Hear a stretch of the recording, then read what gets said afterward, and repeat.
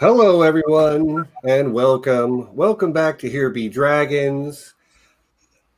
I am your host, Stephen Stark. Joining me, as always, John Webster, Nessie the Questing Beast. And yeah, there's supposed to be a fourth one joining us today. Mary, who, as if you're a longtime follower of the channel, you know we love Mary.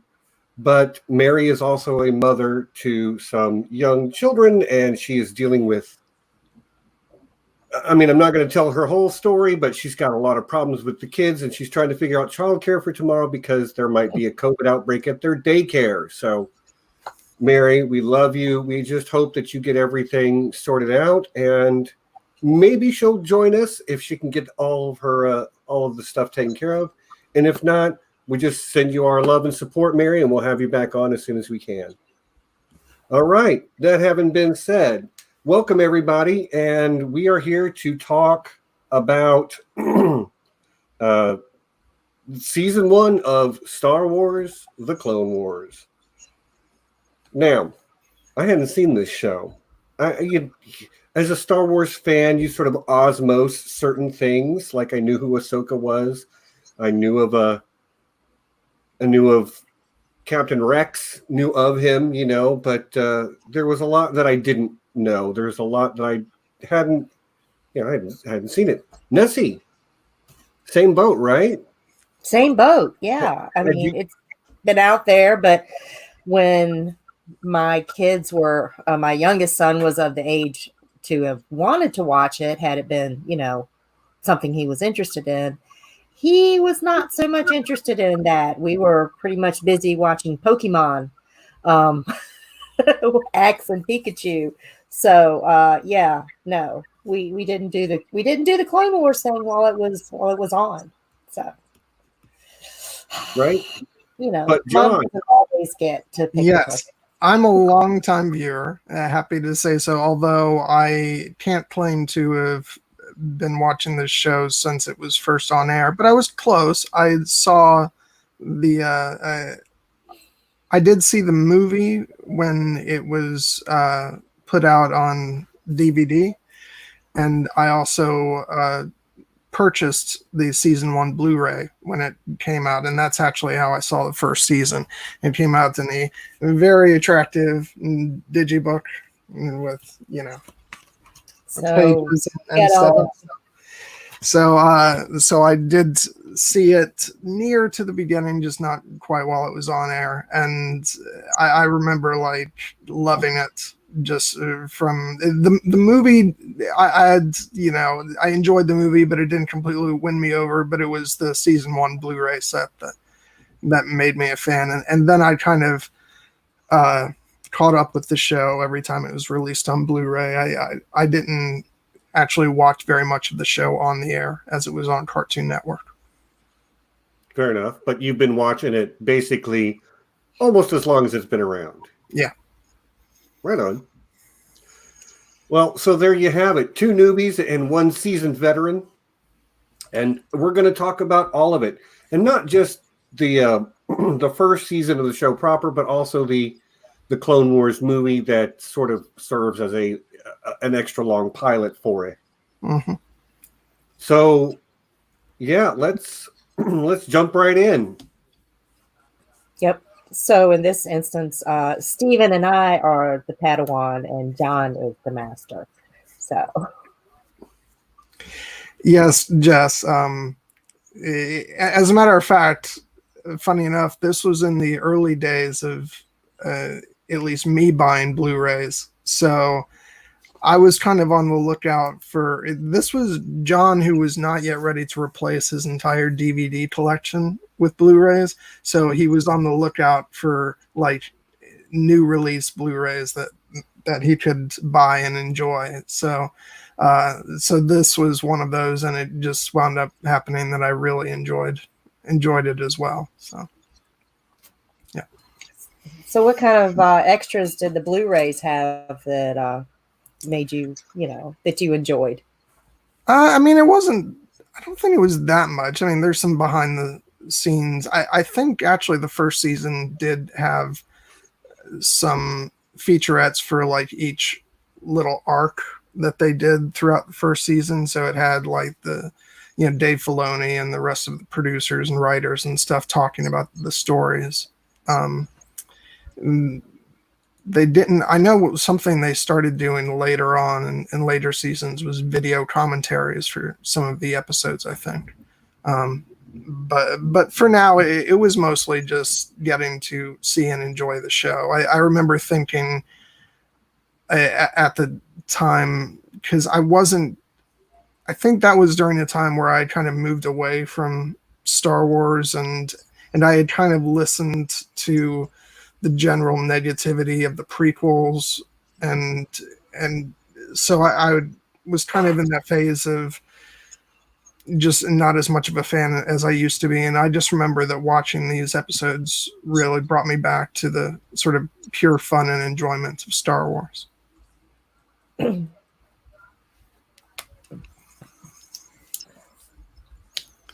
Yeah, so I guess we could just start with the movie itself then.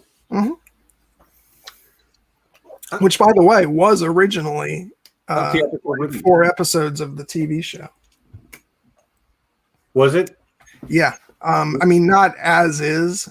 They modified the, they sort of added scenes and changed some of the editing and stuff to make it into a film. But originally, I even think the first part of the movie that takes place on the planet of Christophsis with, Ahsoka showing up, I think they had the idea to make that was going to be a flashback episode. I think the series was actually going to start off with Ahsoka already Anakin's Padawan, which is so weird to me, because you'd think such a major element of the show, they would start off with it. And that is the way it ended up working out. And since we did get the movie and it starts with introducing Ahsoka. Yeah. So, I mean, we'll dig into all the details as much as you want, but I'm just going to say up front, I thought the movie was not that great. The animation is a little rough. Ahsoka, yeah. I found to be very annoying at first. Spoiler alert, I already love her by the end of the first season, but like in the movie, I think I even was in our Slack group and I sent a message saying like, "Oh, Ahsoka's like the worst," and everybody's like, "Give her a chance." I'm like, I get it. Like, an annoying teenage girl is a great place to start your origin story for a badass superhero type character. Yes, Jedis are superheroes. They have but you get what I mean. Like, it's a great place to start from, and it's already working its magic on me. But the movie I thought was, not that great. You weren't alone, right? I mean, it was not very well received when it came out. For myself, I enjoyed it with some, little asterisks, next to it. Sure. But even as I said, it didn't completely win me over. It wasn't really until I watched season 1 that I was like, okay, I dig this. So yeah, that's a perfectly fair analysis, Steven. I mean, it is my impression, so it's valid for that reason. And if that's somebody's favorite Star Wars movie, tear it up. I'm not here to gatekeep anybody, but I myself was not in love with the film, but it could be worse. I do think that it would have probably, because I don't think that in the original conception of those episodes, first of all, as I said, the introduction of Ahsoka would have been a flashback later on, and I'm pretty confident that the storyline with Jabba's son and all that was actually not going to be the opening episodes of the series. I can't tell you exactly which episodes were originally set to open. It may have been maybe it was the Yoda episode, as is. or maybe it was the Malevolence trilogy. I don't know, but I do think that if they had stuck to the original plan and chose to just have those be episodes as part of the series, maybe they would have worked better. I do wonder why those groups of episodes were chosen for the big movie. I think aside from the Ahsoka introduction, they could have picked better ones to kind of form it into a film. But I don't know. I agree. We watched we all watched the Ryloth trilogy last night, and I think that would have made a much better movie, personally. But like, it's also towards the end, so maybe they wanted to give Ahsoka a little bit more time to develop throughout the season, so to speak. Yeah. So I don't know. It's it happened the way it happened, and that's sort of part of the story of the origin of Clone Wars, that it had a rocky start with the film, and then as season 1 progressed, it won over a lot more fans, and the show just honestly gets better and better from there. So yeah. But I'm trying to think movie-wise. Yeah, I actually do think that, I know you said you have your little problems with Ahsoka starting off. You don't care for it, but I actually do think that first segment of the Clone Wars movie is pretty darn good. I like the way it starts off with Anakin and Obi-Wan, waging the battle, and there's some banter between them that I enjoy, and so I do like that, and I like that a later episode in the season is a prequel to that portion that builds up to that. I don't know if you guys caught that, but the episode where they're trying to find the clone trooper who is the traitor is actually it takes place directly prior to the film. No, well, the main thing that it wasn't great. It was clunky, in my opinion.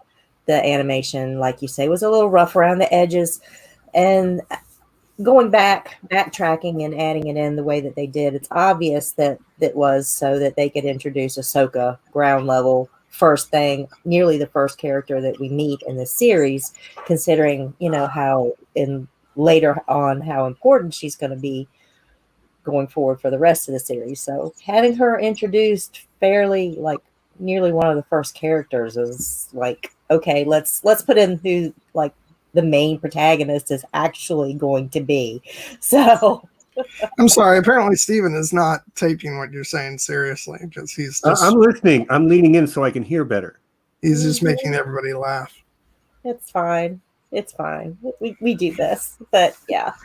Anyway, that was my take on it. I mean, it could have been done a little better. It's their first attempt at doing a type of an animated series, so you give them a little slack for getting things off the ground. It's a learning curve. So, but I was really, really glad that they stitched in a lot of elements that sort of tied it in seamlessly with the Attack of the Clones, because it takes place between Attack of the Clones and Rise of the Sith. So, and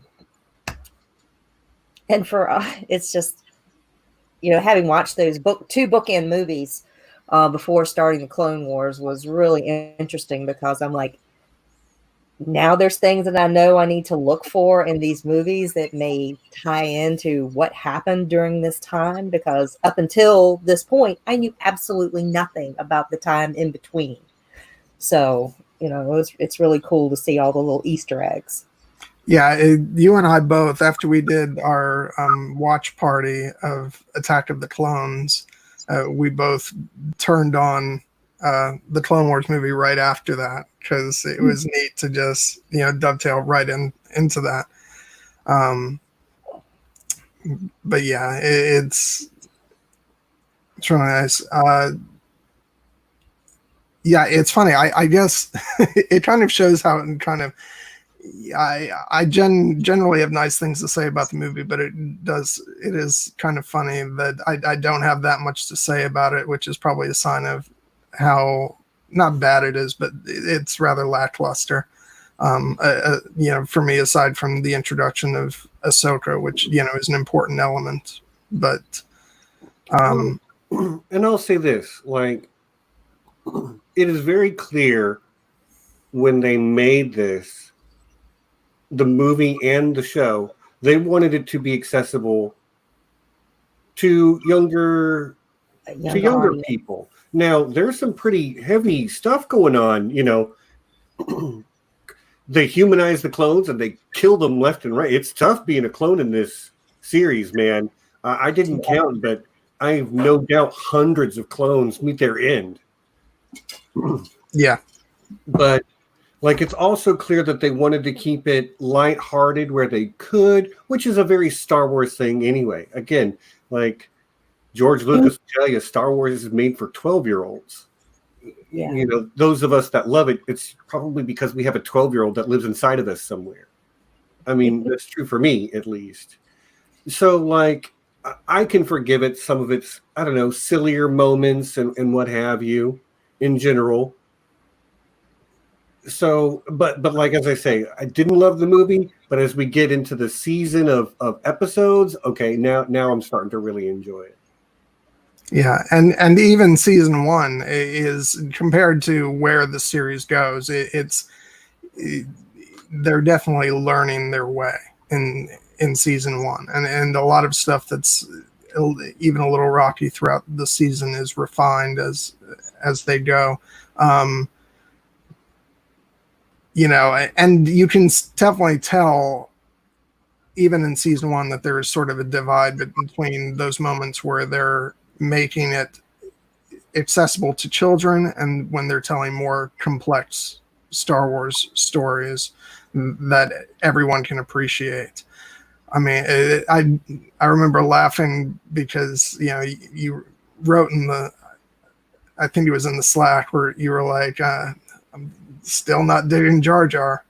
and I was like, they're not aiming to. Although I will say the thing about Jar Jar in the series, at least, is the creators seem to be in on the joke of Jar Jar, which is funny in its own way. I think one of my favorite parts is when C-3PO meets up with Padme in the episode when it's her, 3PO, and Jar Jar, and they keep having this, back and forth about, and then there's an exchange where it's, and I need you to get back to the ship. The ship has been destroyed. Battle droids? No. Jar Jar? Jar Jar. And so it is treated like, as opposed to, us being asked to take, this, ridiculous characters seriously. It's everybody's kind of in on the joke with it, right? Which I think has its charm. I mean, it carries through, throughout the whole first season. Anytime he's on screen, there's going to be some ridiculousness. There's going to be physical comedy, which is pretty much what he's known for. Just chaos will ensue. He's going to break something important. But like, he's just so stupid. Like, how are you a government Never mind. Let's just. I wound up right back where I started. I should know better. I love your response. I was like, Jar Jar is still just the worst, and your response is, well, the show's really not trying to convince you that he's not. And I'm like, that's fair. They're not trying to convince me that he's not the worst because they're clearly showing me that he is the worst. It's funny because this is a stream which is designed to, talk about, on all the greatness that is Star Wars: The Clone Wars, and we started off by talking about Jar Jar. I swear, if you can't stand Jar Jar, there's much more to the show that lends itself to enjoying it. But I don't know. You guys are first-time viewers, so I'd kind of like you to start off talking about some of the elements that maybe surprised you, or or that you really enjoyed? Or... One thing that I did really enjoy, Stephen touched on it earlier, was really getting to know the clones as individuals, as people, as how they're develop like their own individual personalities, even though they're just like carbon copies of the same individual. Thousands and upon thousands upon thousands upon thousands of copies of the same individual. And, they've all got their own quirks. They can tell one another apart. Other people can tell them apart, especially Master Yoda. Master Yoda could, from in episode 1, when we're kind of introduced to, yes, these clones are individuals as well as being, expendable soldiers, which is kind of brought up too. Knowing that you were created to be cannon fodder, to go to war, to your only purpose is basically to die. Having some little bit of individuality for yourself for as long as you're around, it's just really, my heart kind of goes out to these clones because, they've got it rough. But, even a Yoda could read their, could tell them apart really easily and knew about what they, what made each one special. So, yeah, I mean, that's a beautiful scene between Yoda and those clones. And, there's not much time within that one episode to do that. But, you do get a couple minutes of just him sitting down with the clones and, and speaking to them. And all credit really to D. Bradley Baker, who's the voice actor who voices all the clones. D. Bradley Baker is the voice of Appa and Momo as well in Avatar: The Last Airbender. Yeah, he's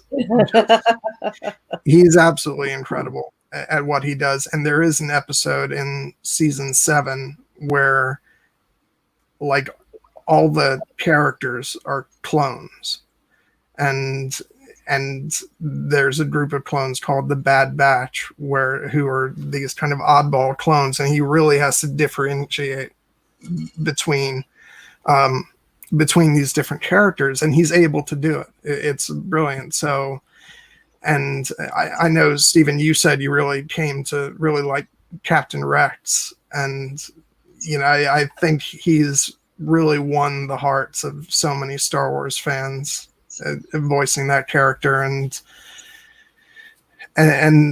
now, Captain Rex, along with Ahsoka, they are really sort of the heart and soul of the Clone Wars, and to me, they're just as important characters as anybody from the live action films. Yeah. And I think it was really important for the storytelling to get to know these guys, because it makes, things that happen in Rise of the Sith so much more compelling, just. Yeah, and getting to know them when we did our Attack of the Clones rewatch, it even though that takes place beforehand, it really impacts how you feel. I remember both Mary and I were typing up at the same time when the clones descend into the arena. We were both like, ladies and gentlemen, the Grand Army of the Republic. We got so excited because we've gotten to know all these soldiers through the Clone Wars. Yeah, I'm already like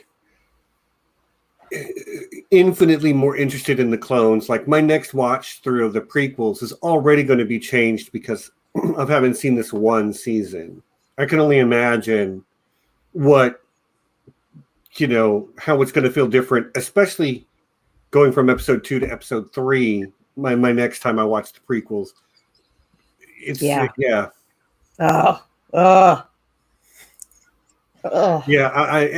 I will say this, like,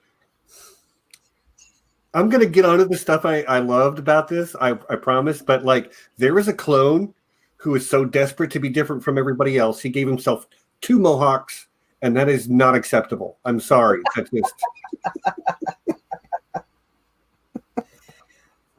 All right, I'm done talking about that. I gotta say that's a new one for me. Out of complaints I've heard about early Clone Wars, the clone with two mohawks. That's a new one for me. So. Yeah. Well, I'm always trying to like chart new ground here, John. I wanted to say hi to Sixto Sounds. JP is in the chat. Good friend of mine locally. Hi. Just hey JP, how you doing? Yeah, I want to say hi to everybody. I mean, God, it's.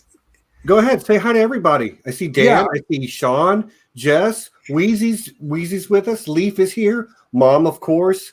Scott Warman is here. I'm glad you made it, buddy. Flores the Fox, cracking tacos.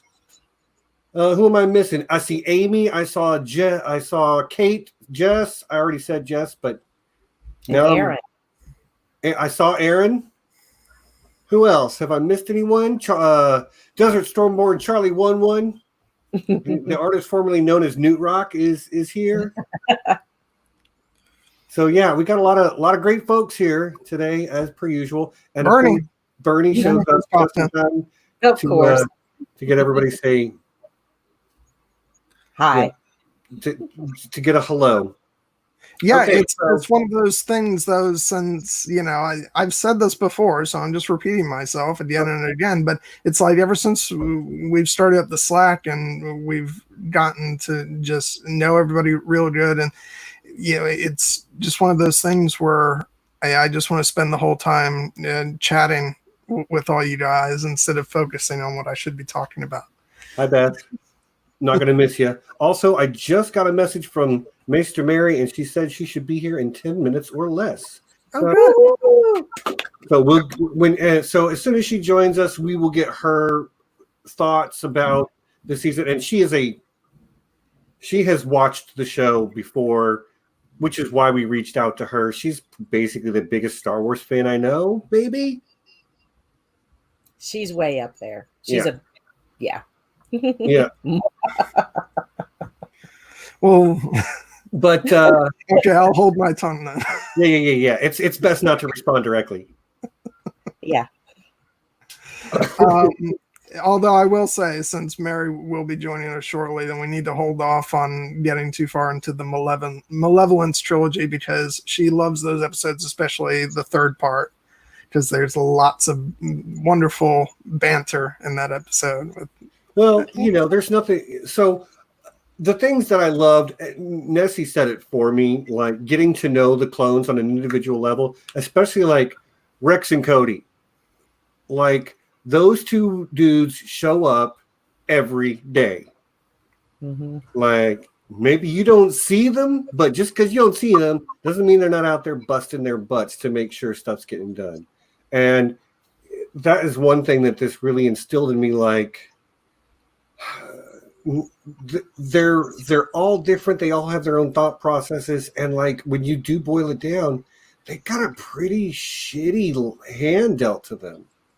Yeah. That really kind of, in episode 5, the rookies, where you've got these clones just sitting way out on a listing station out in, Rishi Mage, which, it's kind of heartwarming because they can where Camino is, and they were saying that that's the closest thing to home we have, and they were defending their home, so they had like what they consider like an unimportant job, and nothing happened, nothing exciting is happening out there, but they're guarding their home where they're from, where their brothers are from, where more brothers are coming from, because as they're killed off through all attrition, all these battles and whatnot, there's fresh, and that was brought out in this episode. It's like these raw recruits are coming out, and they're not getting as much of the training as the initial army was. So he can kind of feel a little bit of the feels with these guys. They're out there on their own doing their thing with very little supervision or support. Just young kids, so to speak. And then, of Yeah. course, what? Rex and Cody show up.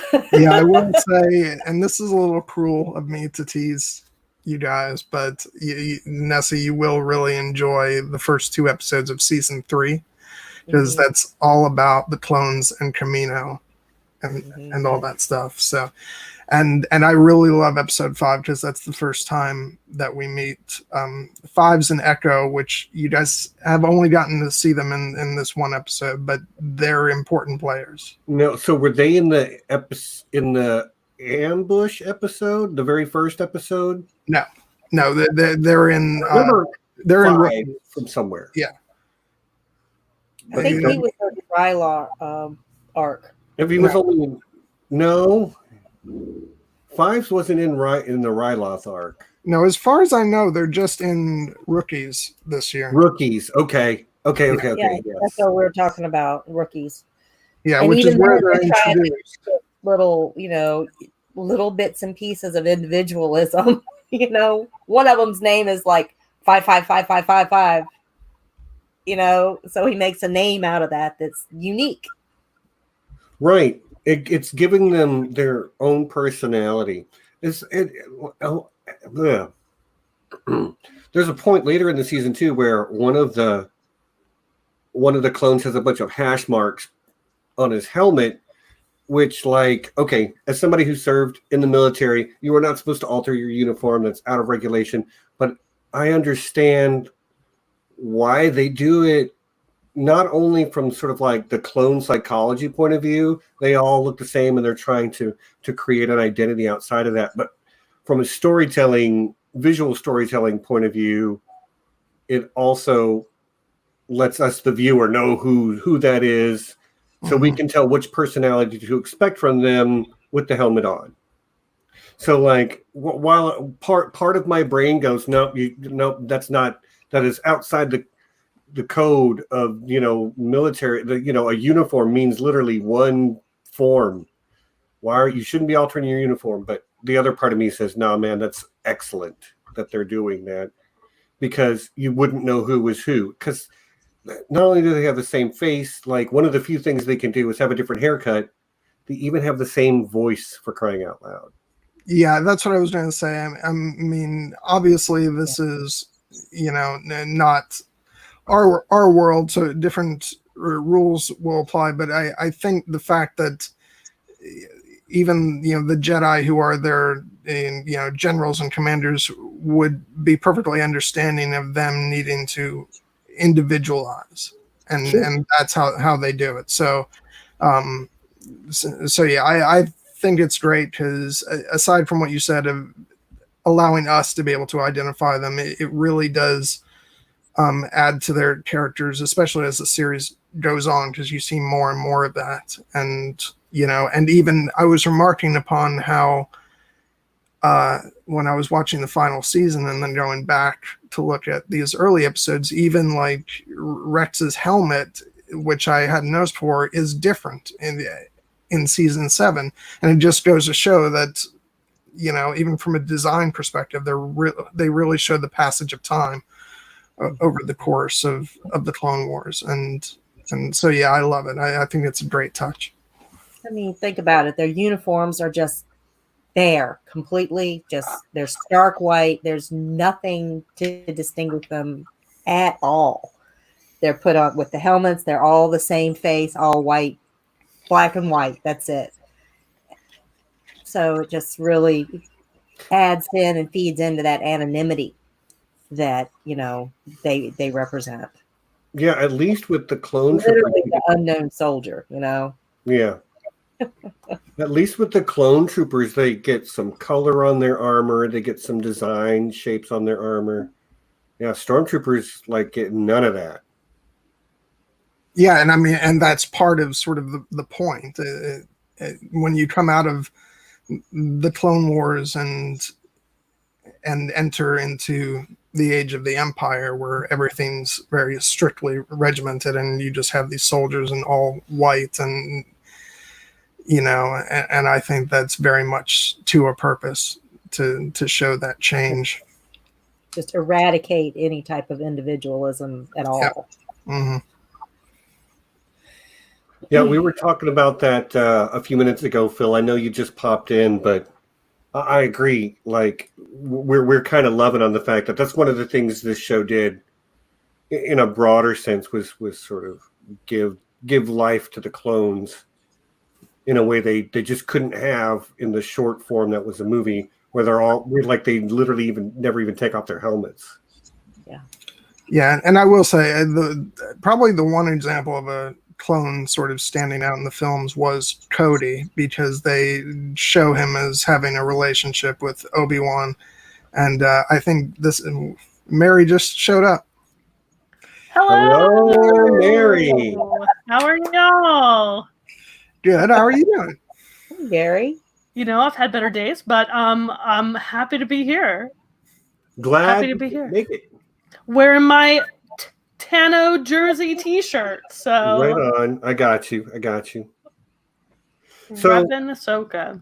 We've just been talking in general about sort of the Clone Wars film, some of the early episodes of this first season so far, and we've kind of tried to get everything we wanted to say negative out of the way. So please catch up with us and just talk about the movie and anything if you have any criticisms, now is the time, because we're going to move on to loving on everything soon.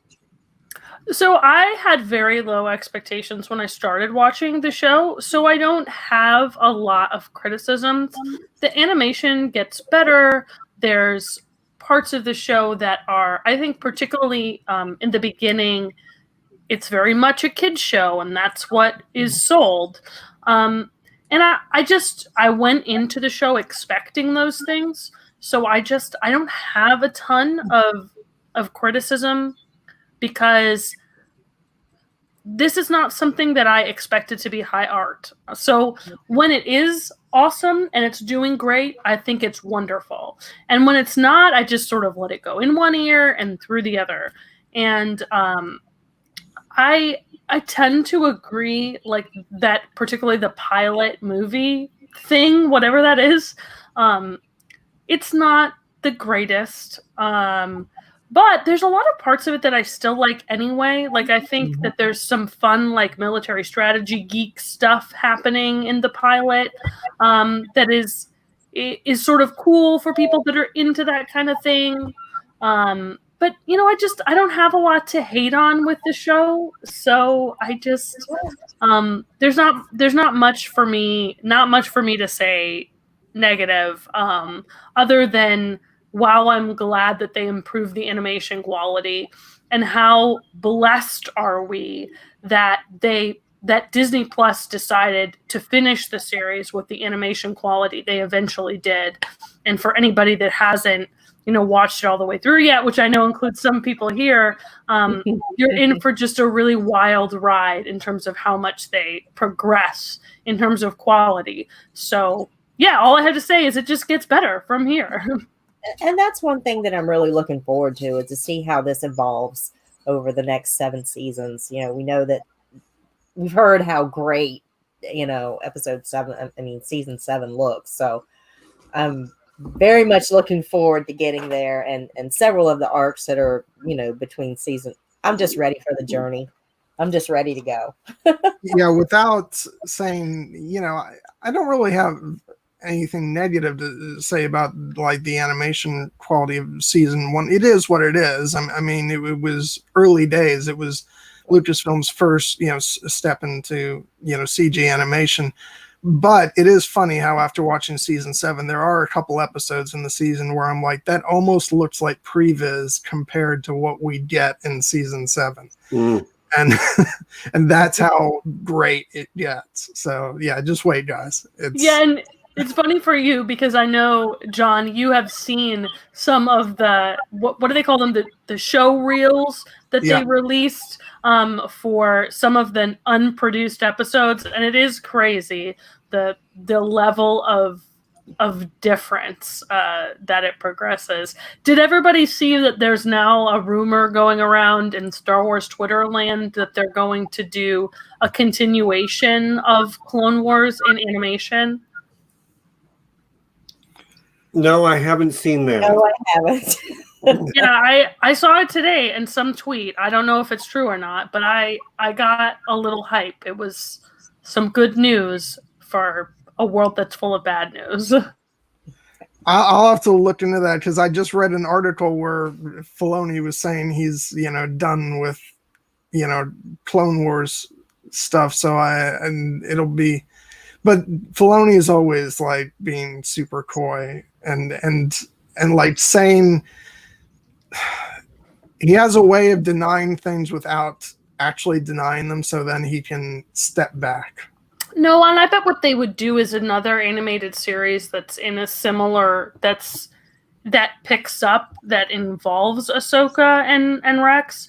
But the rumor is that there will be something Ahsoka focused, so that would be interesting.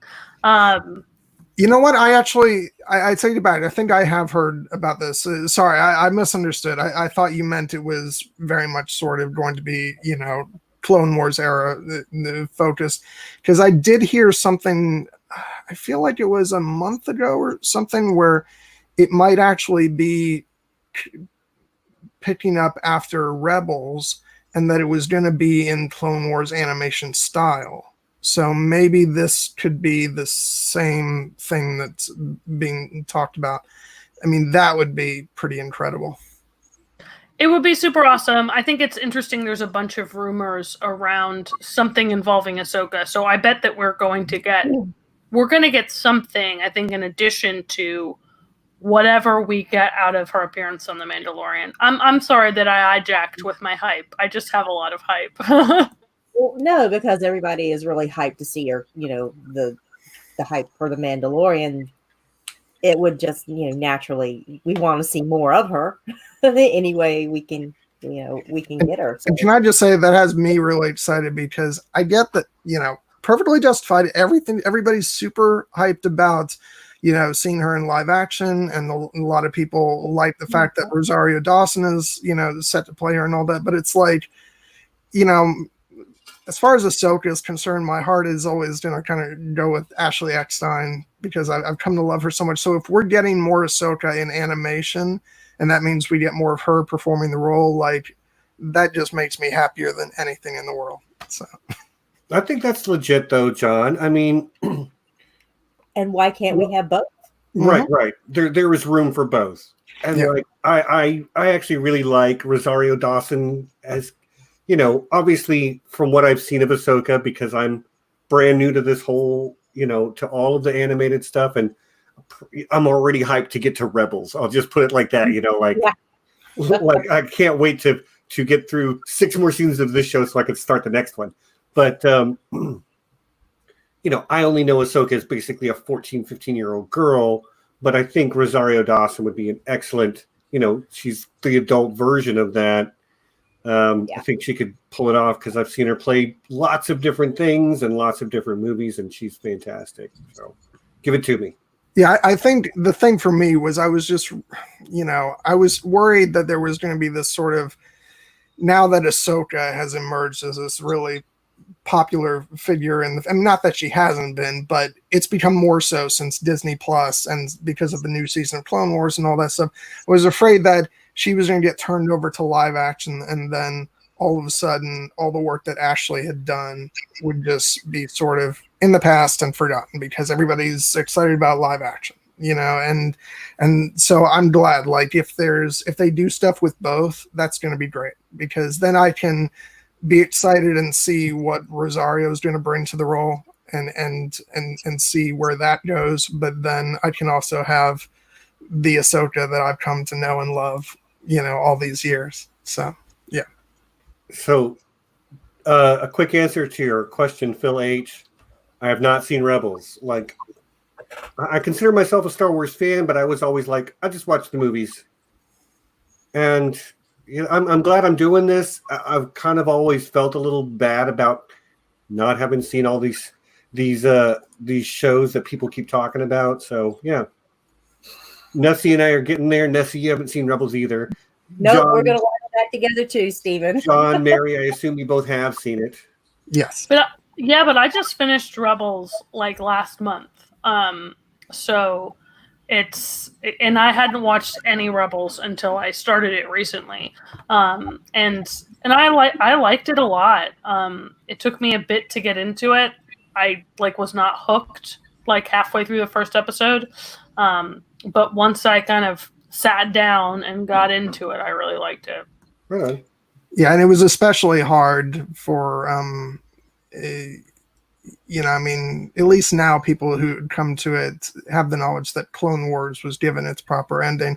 For a lot of us, I know when Clone Wars was canceled and then we were having this new show pushed on us, especially at a time like we didn't know Ahsoka was going to be part of that.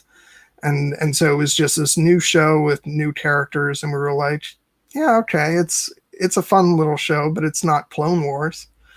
So I think that was kind of a barrier too. But even I came around eventually too. And then once Ahsoka showed up, it was like, oh my god, this is awesome. And people get on the animation quality in Rebels as well, and I think it's fine. Mm-hmm. And there's actually parts of it where the way they animate the stormtroopers in Rebels is very impressive to me. I think they do a very, very good job. So it's just one of those things. You come in with the right expectations, and I think that you're going to enjoy it. And I had my expectations low for kind of both of these, and so I really didn't come away with anything to criticize. Yeah, and I know that the animation in Rebels was actually based off of Ralph McQuarrie's art. So it has, elements of that style to it, but it does look more sort of kids animation than I think Clone Wars eventually. Well, forgive me for this, but I am going to try to steer this ship back towards actually talking about Star Wars: The Clone Wars Season 1. Forgive me. Sorry. So, I will say one of the other things that I really appreciated that Season 1 did was it not only gave me Yoda and Mace Windu and Obi-Wan and Anakin, all of whom had pretty good screen time in the movies that they were in, but we got Plo Koon. We got what's his name? The aquatic Jedi with all the tentacles on his head. Come on, brain. Kit Fisto? Kit Fisto. And I don't know that I've ever even heard the name Master Luminara, but I was just like, I like you. She was her calm presence, I really enjoyed the way they let us see that the Jedi also have all their own personalities and differences of opinion and different approaches.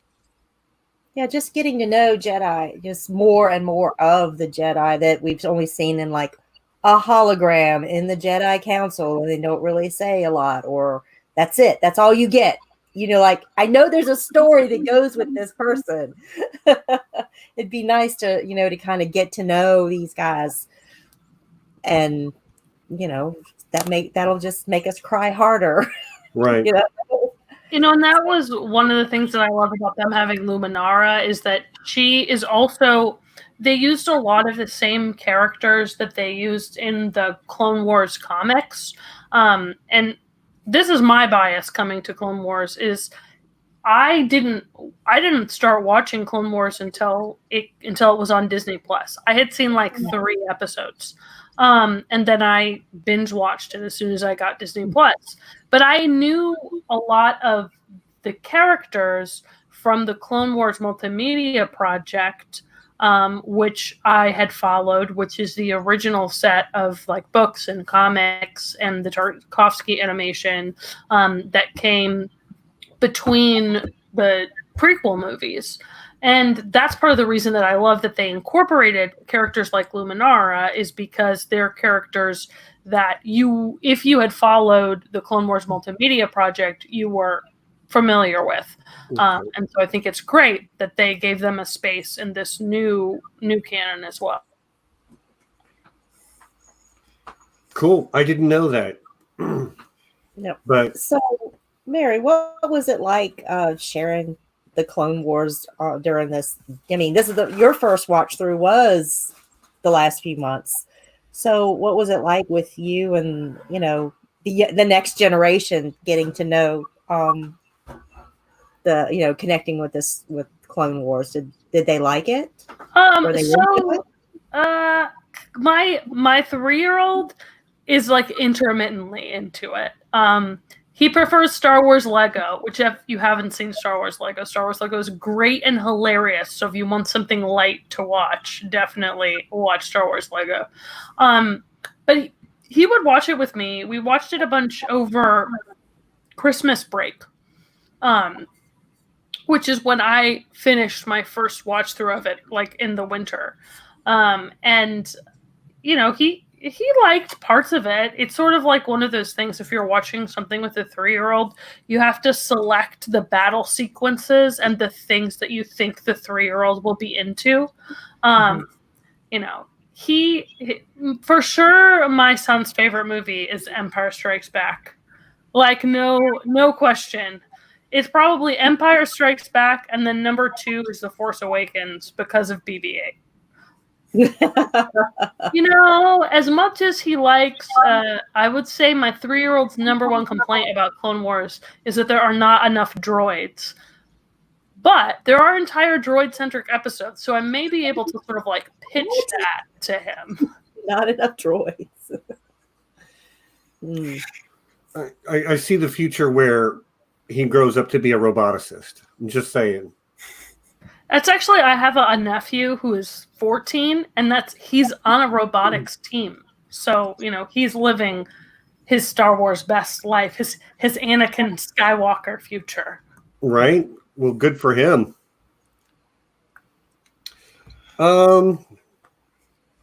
Yeah. If anybody else got anything to say, we are kind of coming up on the midpoint. We're not quite there yet, but like, I really haven't said much about Ahsoka yet, and I guess I'm maybe almost trying to wait for the second half so I can just go off all at once. I did not expect to enjoy it as much as I have, although, like, if I'm being perfectly honest, I do not consider it to be the greatest animated thing I've ever seen. I don't know that anybody's surprised to hear me say that. And there's a lot of times when I'm watching this and I'm almost like rolling my eyes at parts of it, but I can't help it that it's Star Wars. And when Star Wars does the Star Wars thing well, like it reaches through time and space and grabs a hold of you, and it just works. Yeah, Stephen, I don't think anybody would blame you. I mean, I remember watching the first season, and you know, I told you guys, you know, how much pure enjoyment it gave me when I bought it and just binged the whole first season. But you know, even so, there were parts where I'm like, okay, here's the, you know, the kiddie part that is, you know, that I have to get past to get to the good stuff that I'm just going to fully enjoy. So, you know, there certainly are sort of rocky points, but then I remind myself that this is a show that is, you know, at least when it started, targeted at kids, and so there are those, you know, goofy parts, but then it's like it's like you said, Stephen, when you hit those pure Star Wars moments, it just takes you away on this ride, and it's so great. So. Well, one thing I really liked about it, it was kind of like for an 8-year-old kid, like an introduction to Star Wars, the deeper lore of Star Wars, like not just the movies. Here's something extra special just for you guys so you can kind of figure out what's going on. I like that they do the tie-in, like every episode. At the beginning of the episode, you get the narrator who does that little flashback to kind of like tie everything in, even like what's going on off camera. I mean, or just before what the episode started, give you a little backstory, then drop you right into the episode with that little proverb right at the beginning, that little nod and hint, you know, tribute to the iconic crawl that the movies have. So just getting that little like Jedi proverb at the beginning is just really, really a nice touch to kind of introduce this next generation into what we love so much. So that was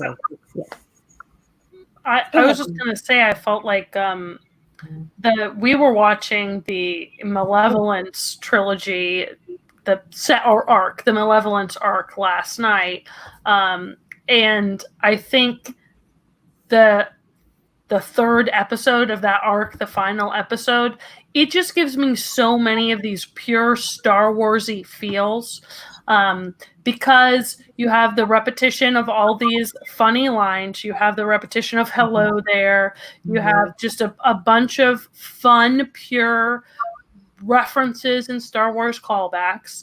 And then in addition to all of that, you have this very classic banter, the Obi-Wan Anakin banter, that plus you have C-3PO being a dumbass thrown in there. And it's just delightful. And I think that when Clone Wars is really good, and for me, that third episode of the Malevolence trilogy is probably my favorite episode of a season. I mean, I like a lot of season 1, but that just has so much pure joy in it to me, that it's something that, it transcends ages. Like, it might be a kid's show, but there's still themes in it that you enjoy. I like that, and this is one of the things that I really appreciated when I first watched that set of episodes, is that it's a fun introduction to Anakin and Padme's relationship, because you don't get a lot of that in the prequels. And so this series expands on it in a way that's really cool. And just like you're saying, like, it's an expansion of the lore. And that's a perfect example of a way that it expands not just the lore in the sense that, you're learning more about how stuff works and the planets, but it's also like a expansion of the character relationships that we care about. And that's definitely true also with respect to Anakin and Obi-Wan's banter. And I feel like the Anakin-Obi-Wan relationship in this first season, you get so much depth as to Obi-Wan just being, you called him a stick in the mud, Nessie, right? Was it you that called him that in the chat? Yeah, he is very proper. Yeah, he's the dude that's putting mayonnaise on his sandwich, okay? And his interactions with Anakin, you watch them grow throughout the series, but you set this baseline that I think helps explain their relationship and flesh it out a lot. And I just love it. And that's really like the fleshing out of the character relationships, whether it's Anakin and Padme or Obi-Wan, or just some more information even about Anakin's relationship with R2-D2. Like, all of that stuff is what drew me into the show. And it's all present in the first season. They start layering on that development. Right. Yeah.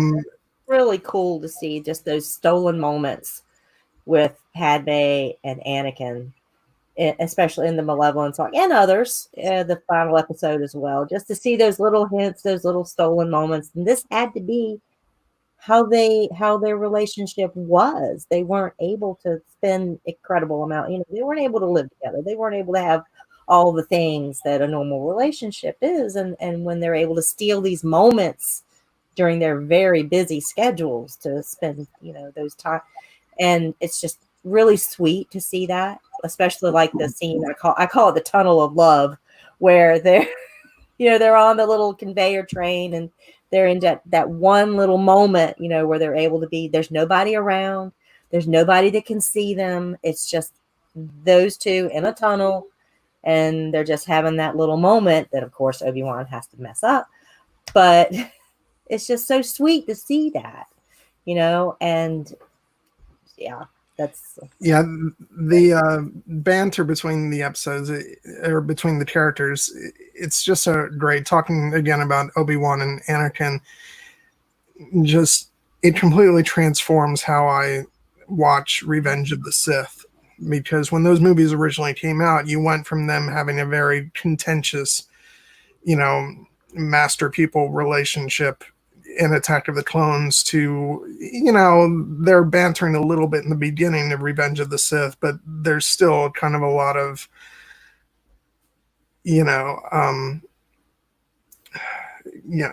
their relationship feels strained for the most part. Whereas with this series, you get all this time of them really being brothers and best friends, and it's amazing how that transforms your perception, especially of Revenge of the Sith.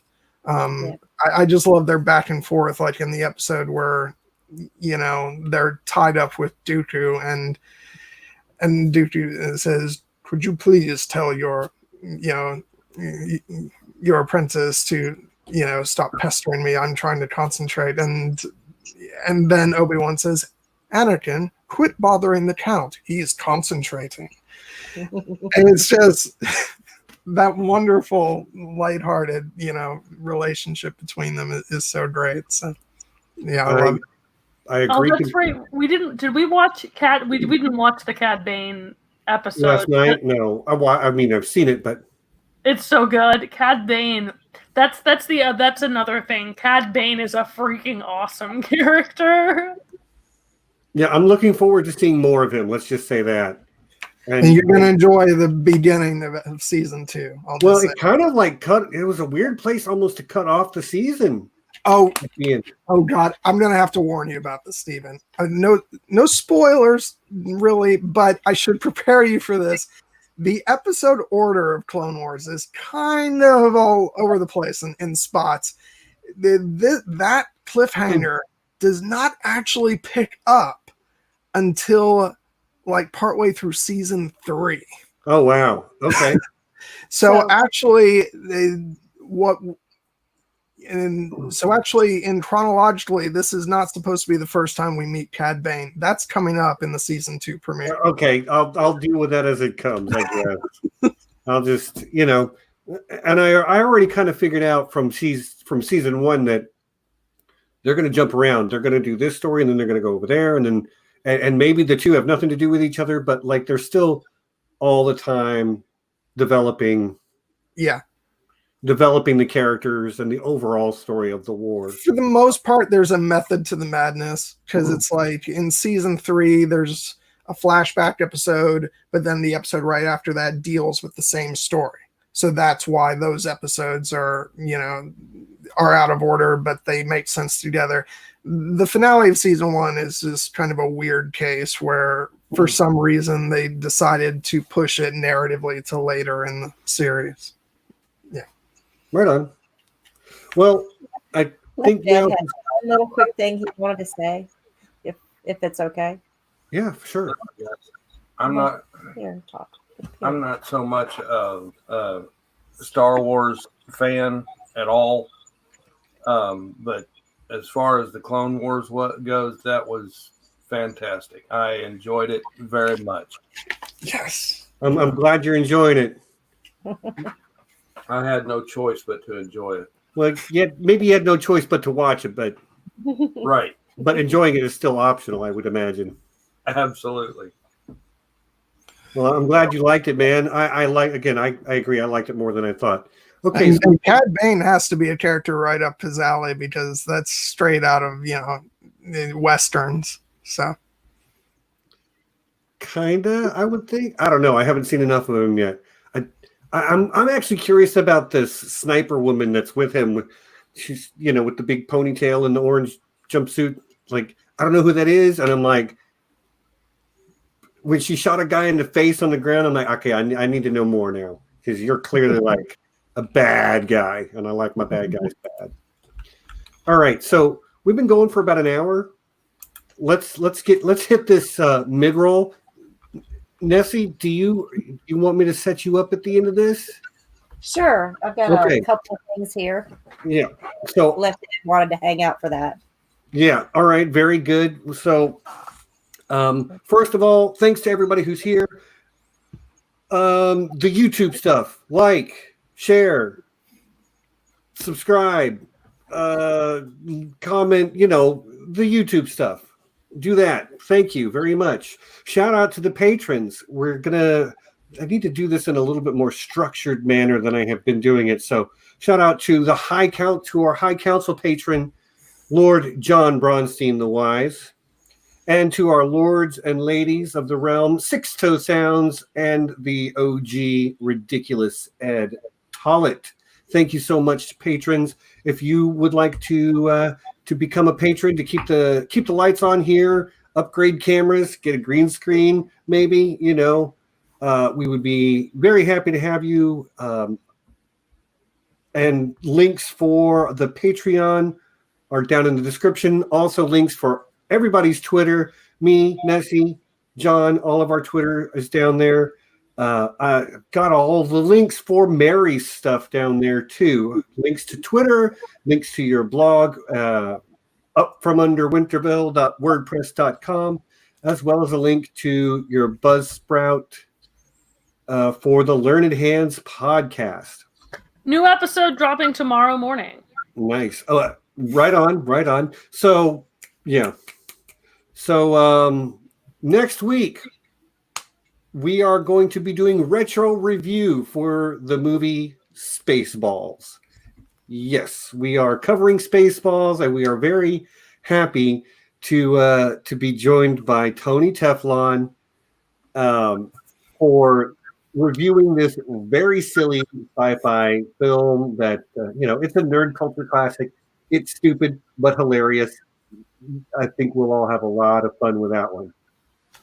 John, what do you got coming up next? Okay, next up, this Thursday at 2:00, I will be covering the film from last year, Greta Gerwig's Little Women. I'll be doing that with my dear friends Amy and John Bronsteen, and we're going to have a blast. I know we all love that movie, so please do come check it out. And of course, this past week I did with Amy and as well as Jared the first Focus On episode, which I did, which was on Keira Knightley, and actually a good number of you have watched that, so I'm very appreciative of that. If you haven't checked it out yet, please go watch it. And yeah. Okay, Nessie, what do you got coming up? All right. So on Wednesday of this week, I've got our own Amy L. Amy Blackfire is going to join me on my channel. And well, I guess this is the week of Amy. She's going to come on my channel, The Unspun Yarn, and we are going to discuss a lot of the influences of Journey to the West on A Song of Ice and Fire, especially in Tyrion's arc. And we're going to be talking about Sun Wukong. We're going to be talking about Masaman. We're going to be talking about all the little magical monkeys out there, all the monkey kings. Yes, monkeys. Lots of monkeys. So tune in on Wednesday for that and at 2:00. And we'll be glad to see you there.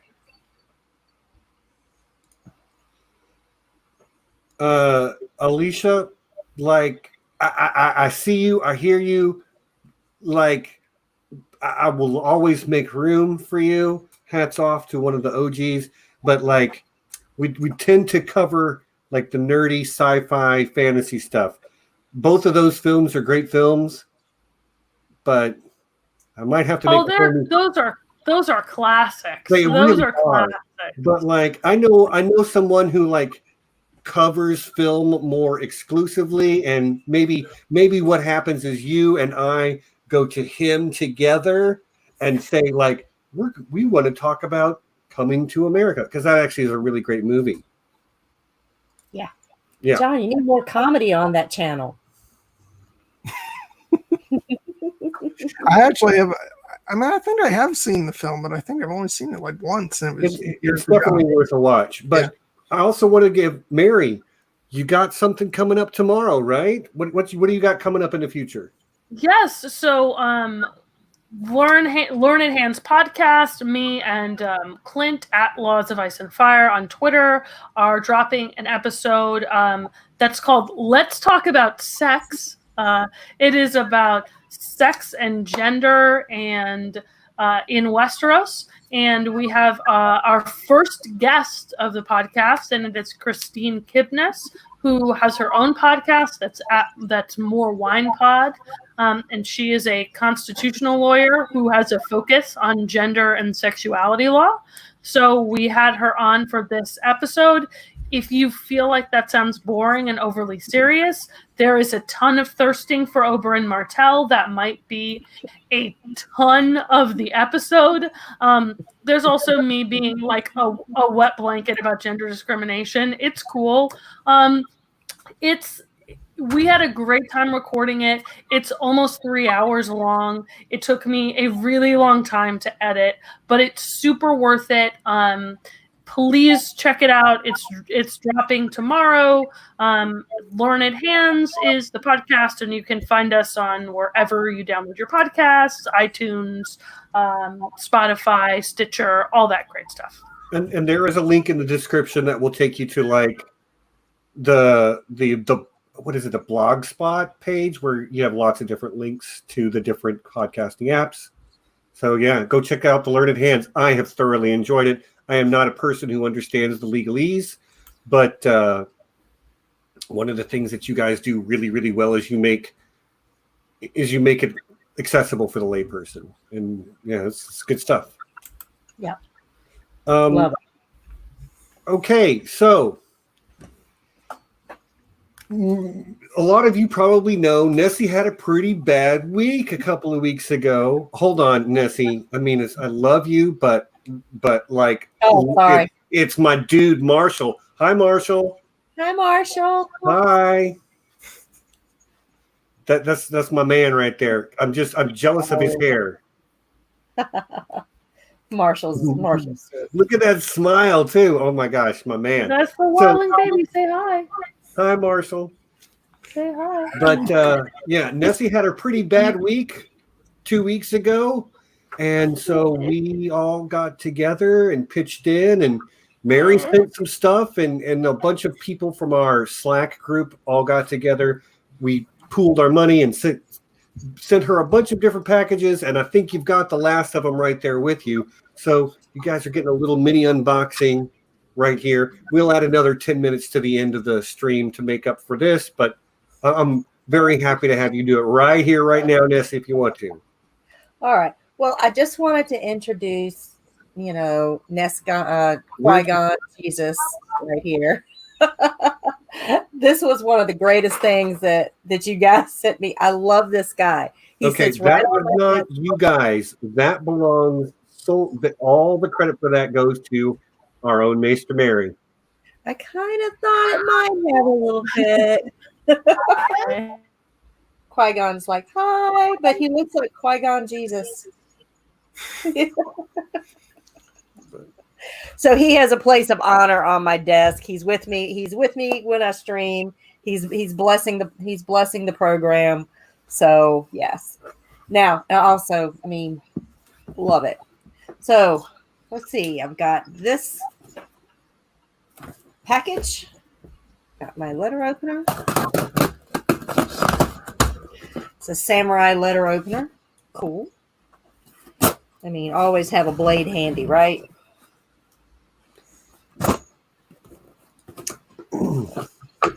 And John loves to see me struggle with the boxes, so I hope I'm. Bubble wrap. That's my favorite. Okay, there you go.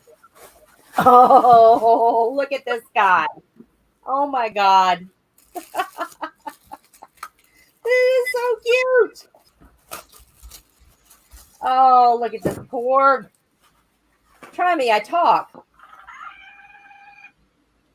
Sounds like you. Can you guys hear that? Yeah, it sounds like you're rewinding the tape. It is the cutest thing. Oh, there it is. Okay. Secret compartment in the back. That's where I'll stick all my con money. Shh, don't tell anybody. All right. Hold that. What else we got? We got 2 packages. All right. Rubber band. You get the rubber band. That's yours. We've got a deal. He gets all the rubber bands. Okay.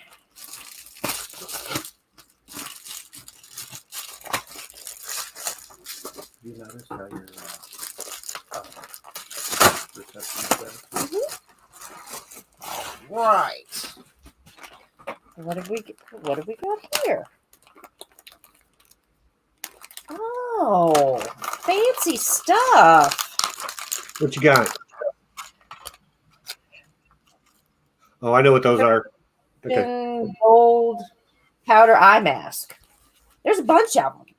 Lots of them. Yeah, that is sort of like goes with the bath bombs that you got earlier.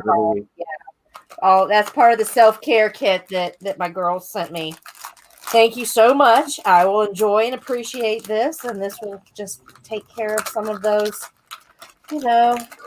tired eyes that I have. Yeah, Calgon Gin. Yes. Kate, you are the master of the puns. I love you. All right, one more. You get the bubble wrap? Oh, we lost Mary for a moment, but I'm sure she'll be back as soon as she can.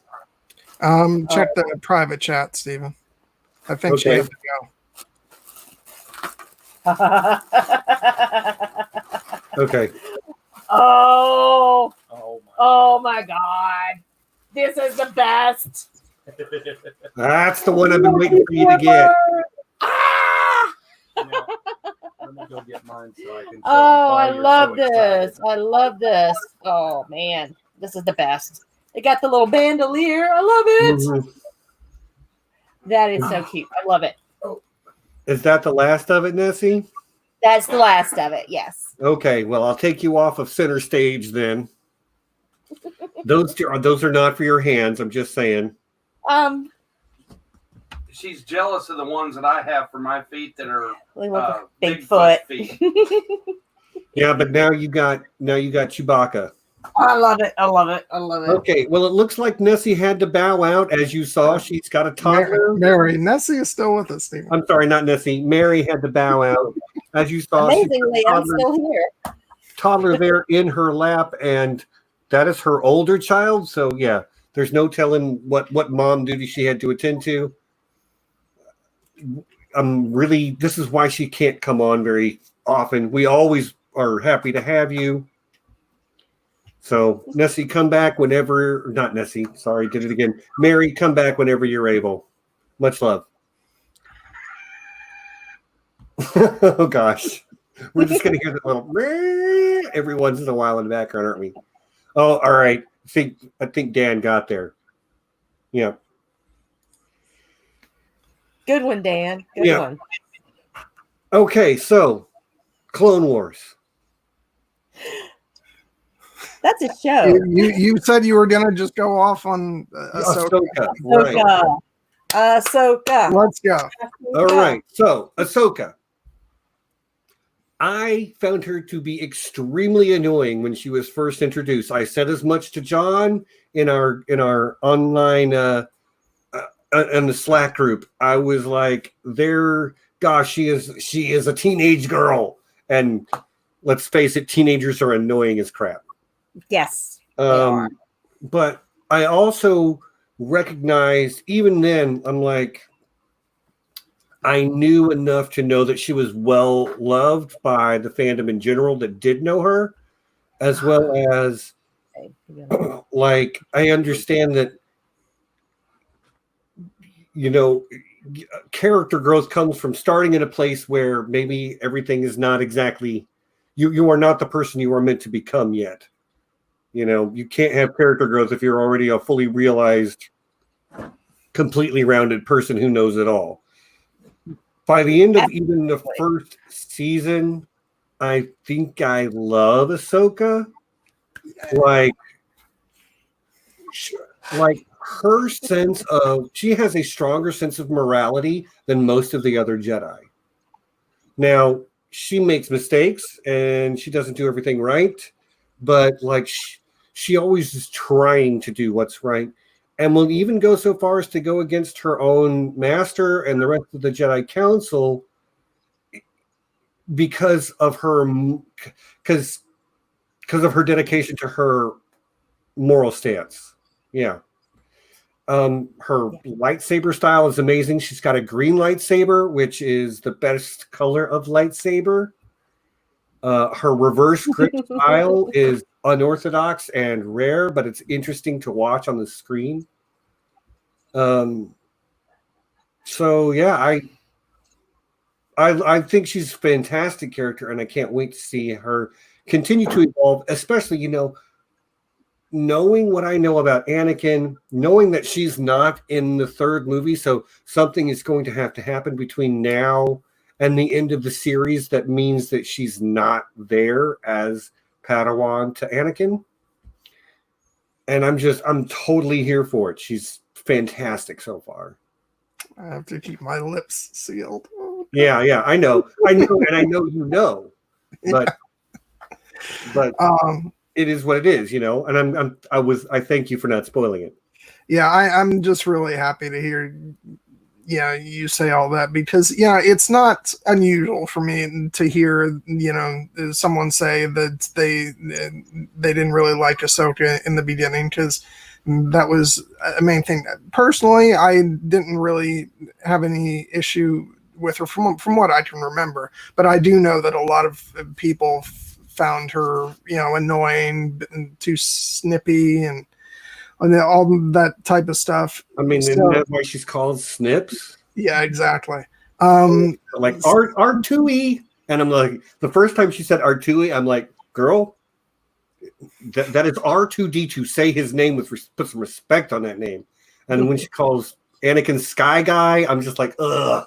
But like, see, now it's like, now it's almost I hear that stuff, and I'm like, oh, that's I because it's going back to an innocent age for her, where I'm like, oh, they have their nicknames for each other.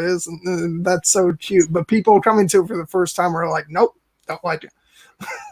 Well, seeing Ahsoka at this age, which is, but the young teenager, or it's very much like getting a window into what it must have been like between Anakin and Obi-Wan, because we got to see none of that relationship from between episode 1 and episode 2, when he's in this annoying young teenager phase where he's just a mouthy kid, and you just can imagine the frustration that Obi-Wan had with a mouthy teenager, and just having Anakin kind of get a little bit of this paid back to him, knowing how he must have been, is really kind of cool, because you can see kind of like, oh, it's like when your mother says something like, I hope you have one just like you, is you see it on Obi-Wan's face quite a bit.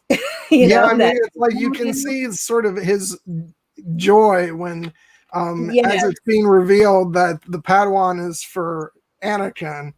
Oh yeah, he's like, oh, you better take her with you. That's great. Yeah, it's really, really good to see this end of the relationship. So we know how close they are later, as how close Obi-Wan and Anakin are later. So I expect to see that closeness develop with Anakin and Ahsoka as the series goes on. So it's forgivable to see her as this this annoying, bratty teenager, because absolutely, like, I mean, I think I even said this in the larger conversation we were having in the Slack group beforehand, which was something to the effect of like,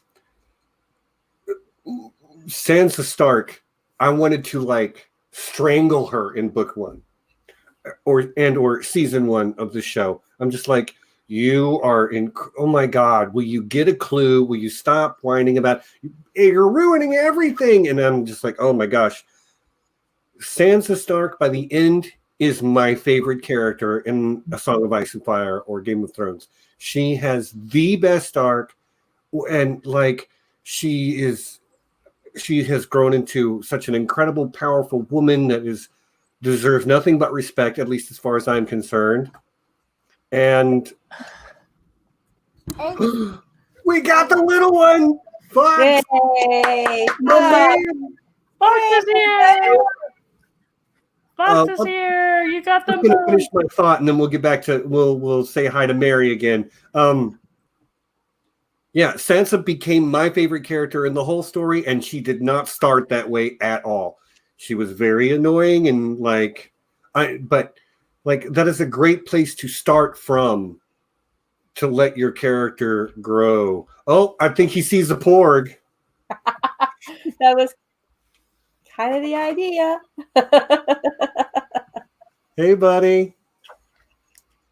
Merry, you do make some good-looking kids. I'm just saying. Yeah, they like my earbuds. Yeah, I'm sure they do. But so we're kind of neck deep in Ahsoka talk right now. Anything you want to say, Merry, about Ahsoka?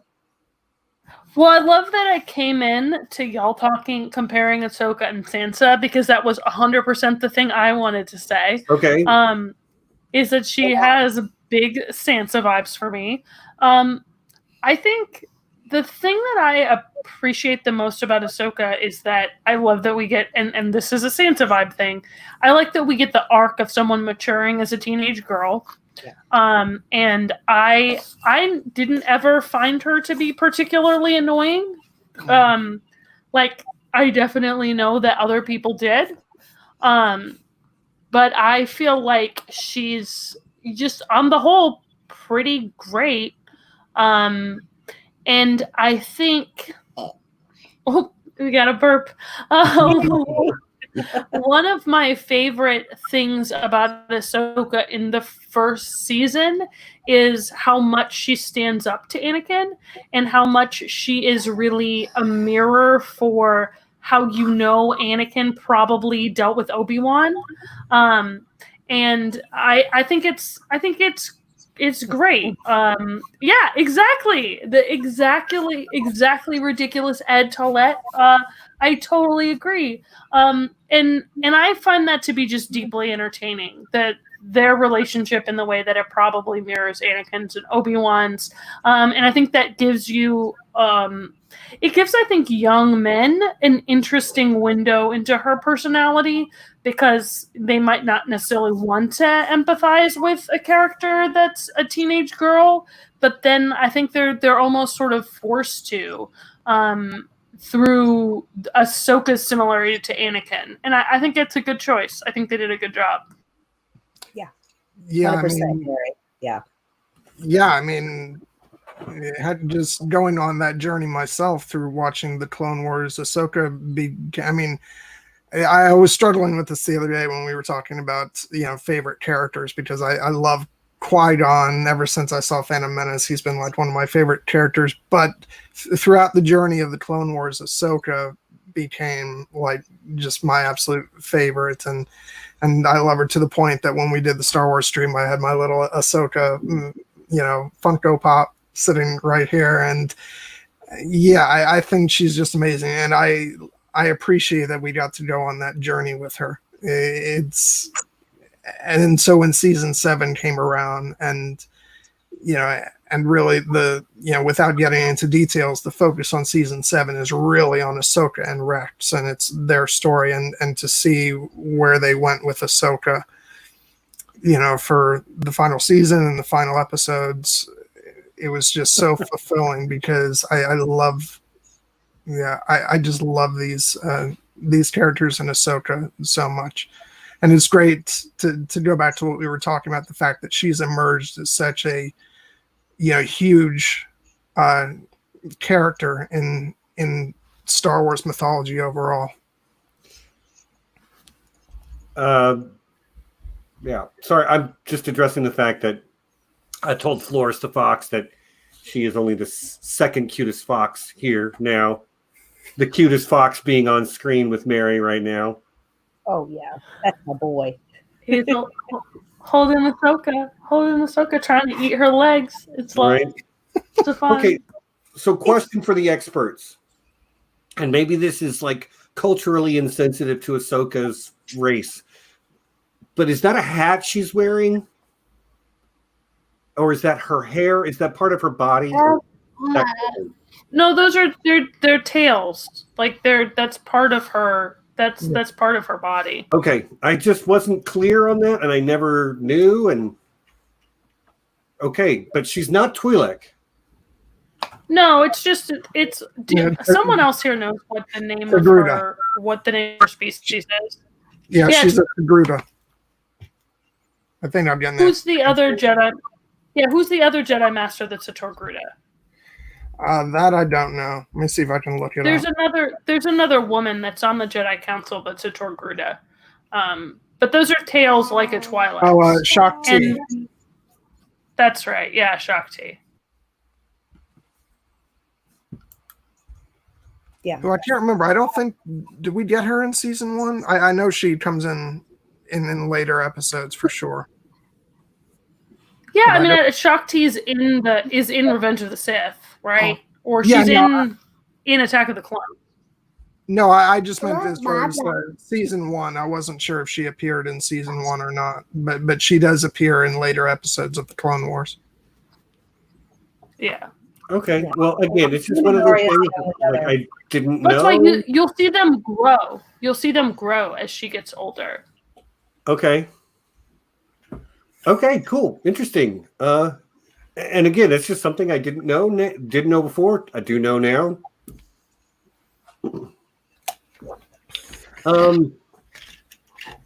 Yeah.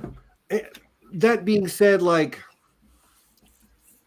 and I'm not trying to spoil anybody that doesn't know. I'm just looking forward to the future of that character. I think she's had a fantastic introduction and build up throughout the first season. It's very clear to me that she is part of the heart and soul of this particular show. Like, we were talking about it, like, this show is there's no main character. You know, there are entire arcs where certain characters that you might think were the main character from this arc, they're not even in that 4 episodes. You're not even there at all. So again, like, it's hard for me to say that she's the main character, but to me, she feels like the main character. And other people have said Rex also is like pretty central. It's basically the Rex and Ahsoka show eventually. And I'm here for it. I think those are my 2 favorite characters that are sort of like newly introduced. You know what I mean? Yeah, and I love their relationship as well, which I don't know how much of it is clear in this first season, but just the bond that they form over time, it's so endearing. And and so when I go back to watch the movie and seeing them meet for the first time and talking about, and he's like, experience outranks everything, and just seeing where they're gonna grow to, it pulls at my heartstrings. Rex is another character that that I think really kind of shined throughout the season too. As somebody, I did serve in the Army. Most of y'all will probably know that. So it's interesting to see the perspective of the soldier who's there, who's in it, who's doing the thing. But like, he doesn't really, I don't know that Rex ever, he's one of those that doesn't know what to do with his life except what he was born to as a soldier. And that's something that happens to a lot of soldiers. They get stuck in that cycle where it's all they know, so they stay, and I'm not going to do it justice with words right now because I haven't prepared anything, but like, it becomes this self-fulfilling prophecy where you witness enough violence, you're not able to return to a world where violence is not expected of you. And I'm just really interested to see how Rex continues to cope with that moving forward, because he's almost set up to be a tragic character in that way, as far as I can tell. Yeah, I think it's really interesting. I think it's an interesting choice in Clone Wars to focus on Rex, in part because of exactly what you're talking about, Stephen. And I think the life of the clones is something that's just downplayed in the prequels because there's just not enough time to focus on it. But when you get into any of the EU material that focuses on the clones, or when you get into any of the Clone Wars, there is a lot of focus on that. The fact that the clones wouldn't exist if it were not for the war, that their entire purpose is to wage war. And so something we talk about when we talk about a Game of Thrones is that George R. Martin takes like a trope and then he like dials it up to 10 using magic. And Fox and I both think that that's something that George Lucas has done really well in the way that he's written the clones. And they have developed the fact that the creation of the clones in of themselves is this sort of not fascinating, but this philosophical question of like, is it right that we created life in order to just kill it? And that's a question that is a philosophical question that exists in real life that people who are philosophically anti-war would talk about. And the Clone Wars raises and presents that question and deals with it in a really interesting way. And I think it's neat that we have a kids show that is at least kind of skimming the lines of that issue. Which is one of the things that has really impressed me about the show is that, I mean, on the one hand, I'm like, this is a show for children, and this is a show that is at least made to be accessible to children. I don't know if it's made for kids the same way something like some other shows have been, but it's definitely made to be accessible to children. Yeah. But then they hit some pretty heavy topics. And it's set against the backdrop of a war, so a lot of it has to do with, the cost of war and what it does not only to the innocents but to the people that fight it, and it's just very, very good stuff. Yeah, very much so. And that's the Ryloth arc. The Ryloth arc does that really well. Mm-hmm. I was about to say, yeah, we really see that on the devastation of Ryloth and the war, and how it really is it goes to ground on this planet that, you've got freedom fighters, you've got armed occupation. You see that the people are just being used as pawns and tools, or even just human shields. How little the life of these Twi'leks are, felt to be worth other than just as a pawn in the greater machine of this war. So and Numa, did I get the name right? The little Twi'lek girl. Nima? Nima, excuse me. Is that right? I'm not even 100% sure. Numa. Numa. Yeah, it just, she can barely communicate, but she bonds immediately with these two clones that just randomly run across her and save her life. And it's just to see her interact with those two and to know that, hey, this made apparently a huge spoiler alert. I found out myself. So huge impression on her, having this war come to her planet, and it was very personal for her. So we get to see how it's, you see the epic space battles and whatnot, but to see it planet-wise with the individuals involved, really kind of brings it home, and it kind of darkens the series a little bit. I'm sorry, Nessie, I got to interrupt you. Apparently, it's Fox's bedtime. Foxy, can you say bye-bye? Will you say bye-bye? Bye-bye. Bye-bye. Good night, Bye-bye. Bye-bye. We say bye-bye. Oh, bye-bye, Porg. Bye-bye. Thank you, everyone, for Bye-bye. hanging out and saying hello to my little children. Go Bye to bye. bed, you must. Oh, good. Go to bed, you mouth Fox. All right. Bye-bye, everyone. Bye. Bye. Bye, Mary. Bye, Fox. Oh, gosh, what a cute kid. Mary's got gorgeous children. Don't tell her, but I like Marshall better. Well, Marshall's got a little more personality going for him right now. But Fox is coming right along. Yeah. Give him a couple of years. I want to highlight what Phil is saying here. It's what I've been saying, that as the show goes along, it's not to say that there aren't still. I think the show continued to strike a balance between it being for kids and trying to tell stories to adults, because there's still a little bit of that divide. But that divide becomes sort of greater, because when you see the complexity of some of the stories that the show tells as each season goes along, it's just amazing, because they deal with some really heavy topics, exploring the different facets of war and all that stuff. So, and it gives me so much joy to hear everything you guys are saying about enjoying those elements this early in the show, and respecting it, because it just gets better and better. Well, I mean, it's obvious that the creators were, even though they were gearing it toward kids, that they knew that probably the kids' parents were going to be watching it with them, especially if you've got a younger child and you're sitting there and enjoying it with them. So it's like a lot of other animated movies and programs and cartoons that came along at the same time.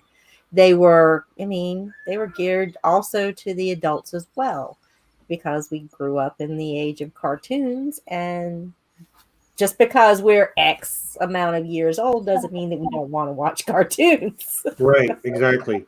Well, and I can't speak to this show specifically, but the best stuff that is made with children in mind grows with its audience. If your season 1 is targeted at 10-year-olds, your season 7 should be targeted at 16-year-olds. Absolutely. Because you want to capture them at the younger age. And then continue to tell stories that remain relevant to that age group.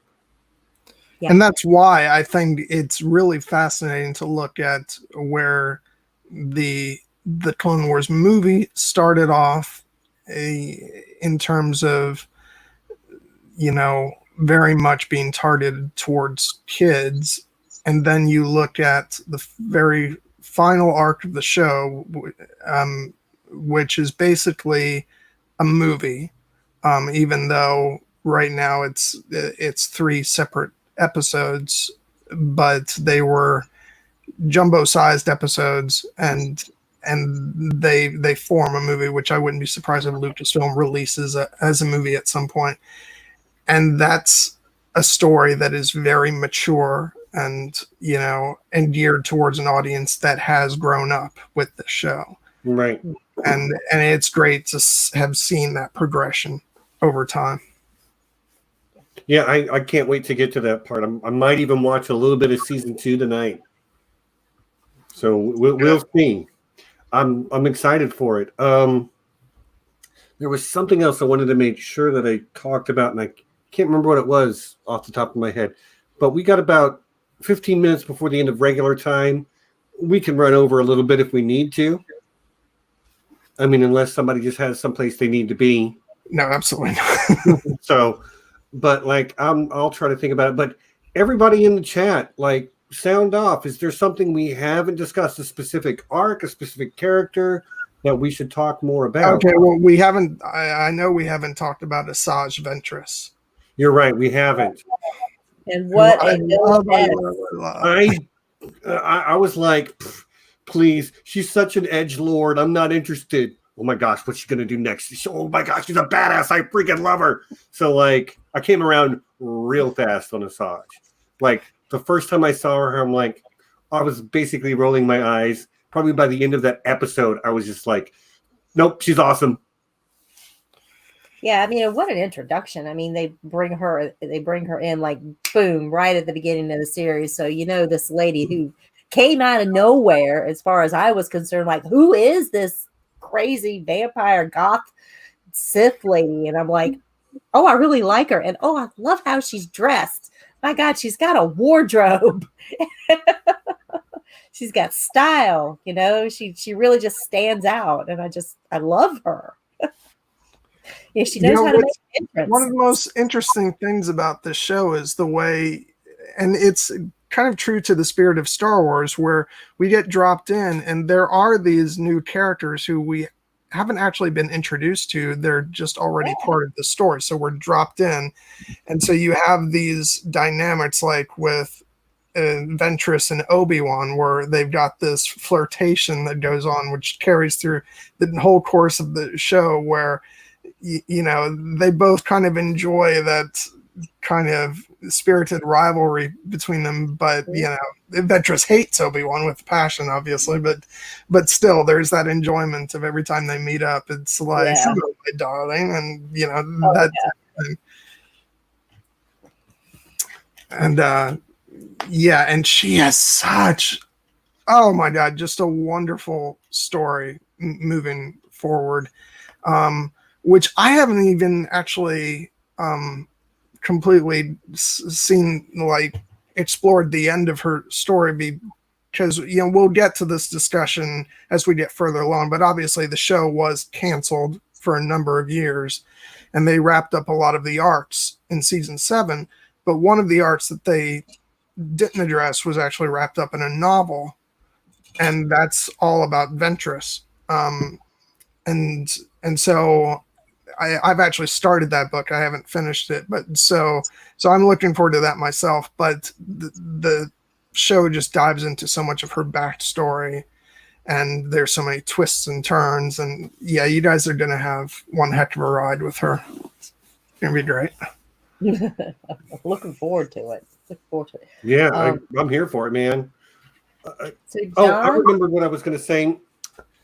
John, I asked you to remind me to not talk about this, but you didn't remind me to not talk about it, so I'm going to talk about it. Don't talk about it. Too late.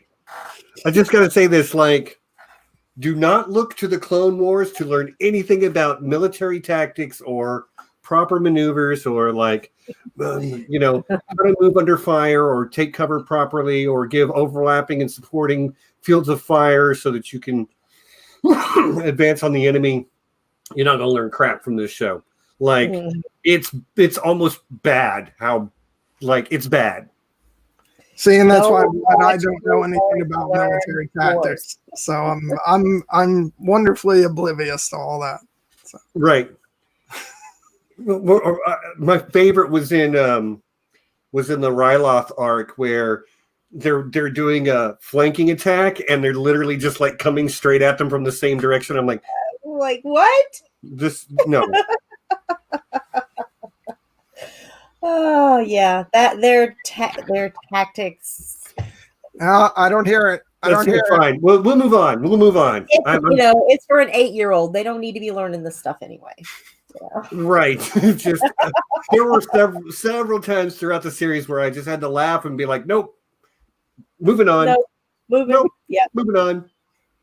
But the space battles really look great. They do. And like, that's not to say that there's not some beautiful stuff, especially when you get lightsabers going. Man, I actually think the animators really know what they're doing with the lightsaber battles. I don't know that they're super realistic, but like they're hitting those very like those very sort of like hero exaggerated poses. The speed that they move sometimes, I mean, they got that. I feel like they got that really, really well. Oh yeah, they got the acrobatics and everything. Mm-hmm. Great. All the force moves. You know, they really did a good job with that. Yeah. And as far as, you know, sort of realism versus sort of, you know, what's stylistically looks good. It's sort of the overall style of the show and how the characters move.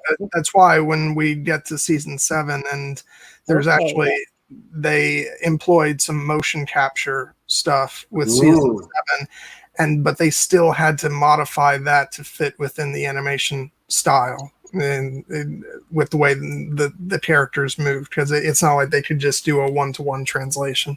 So. But that's for another time.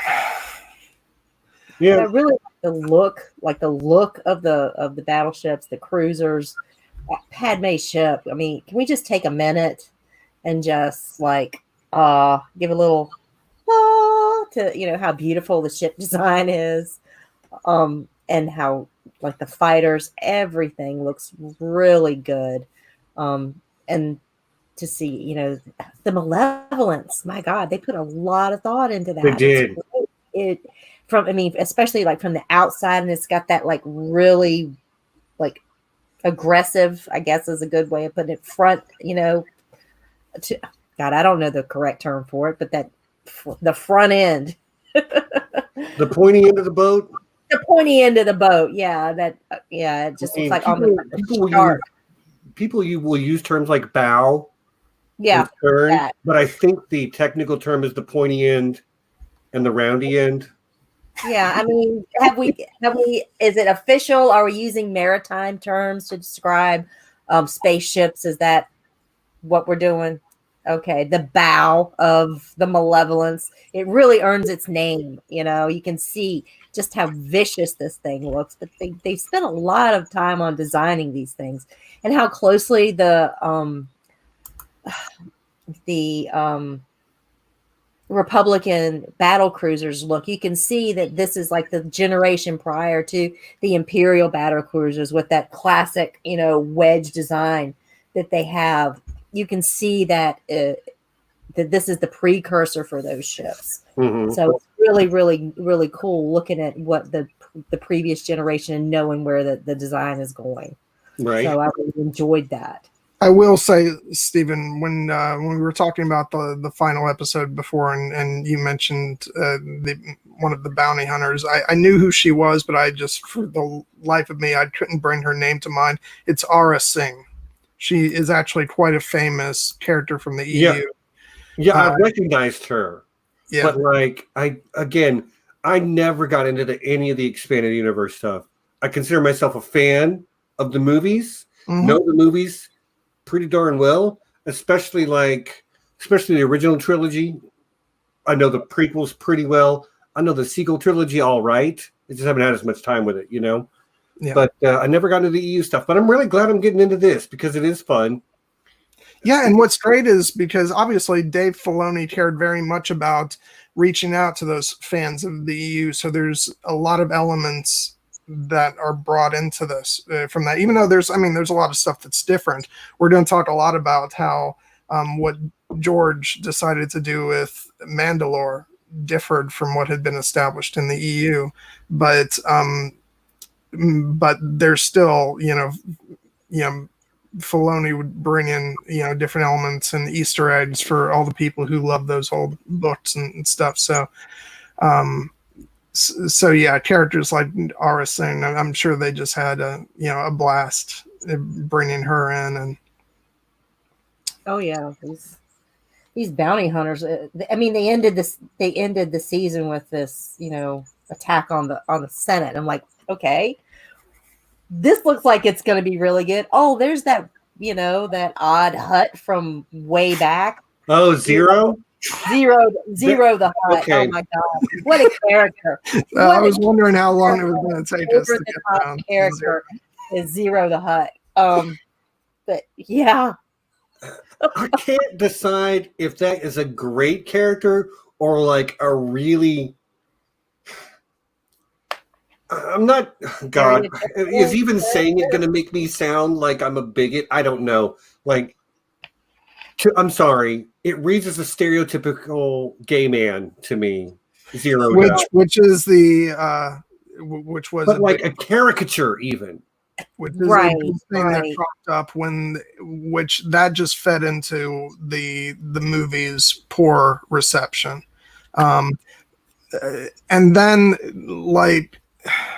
it's, I don't know, because he is. I want to tread carefully because he's an entertaining character to watch, but he's not wrong. But it is also one of those things where, you have this one side where it's like George did a lot of stuff that was poorly received in the prequels, and but then you almost admire the audacity of, he just went full on with bizarre, quirky characters in this. But then there's people who will still make the very arguments you're making, that it's, some poor decision making on. Yeah. But I will say, like, I actually feel like they did a lot to make Toydarians and what are they, Numidians? Whatever the Trade Federation race is. Yeah, the Neimoidians. Yeah. Neimoidians. Like, they made them a little less, say, racially insensitive than they kind of appeared to be in the movies, Like, yeah, they held a lot of the. And I think that's for the good, Problematic. Yeah. Shall we say. Some of the problematic things they did dial back. Which I don't think that Lucas has, like, bad intentions there. I think he doesn't think that deeply about that aspect of society, Right.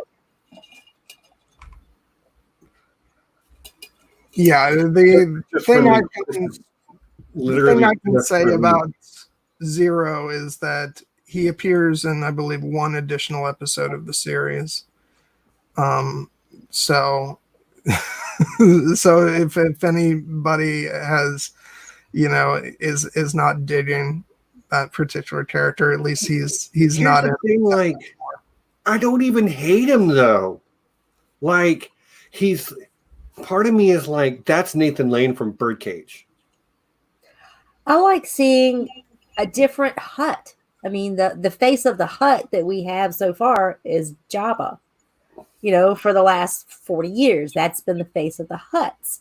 And I like seeing a little bit of, diversity in the Hutt family, so to speak. I liked him as a character. I thought that, here's just something not, Right. Yeah. I mean, I think race and show that it's just not all these big slimy green slugs. That they have different characters. They have different ways of looking at things. So it's just, I thought it was a pretty. I mean, it wasn't the best way that they could have introduced it, but at least there was an effort made, maybe, to show a different face to the Hutts than just the stereotypical slimy slugs. I will say, moving on from Zero, kind of what you were saying about less, sort of insensitive depictions. Obviously, a lot of people say that the Neimoidians are supposed to be taken after, the Japanese, and there's some argument about that, whether I think originally there was some talk that they were supposed to be like, Transylvanians or something like that. I don't know.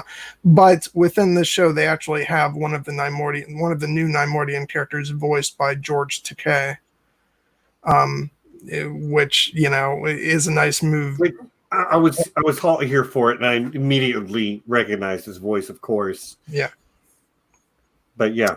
Which he was great to watch. George Takei is always great, and I really did enjoy his performance, even though despicable character. He's trying to wipe out this defenseless race, but he's a joy to listen to. The Scottish ground monkeys, rolling monkeys. The rollers. I don't remember what they're called, but they were cool. Okay, y'all. It is 7:00 Central, 8:00 on Eastern.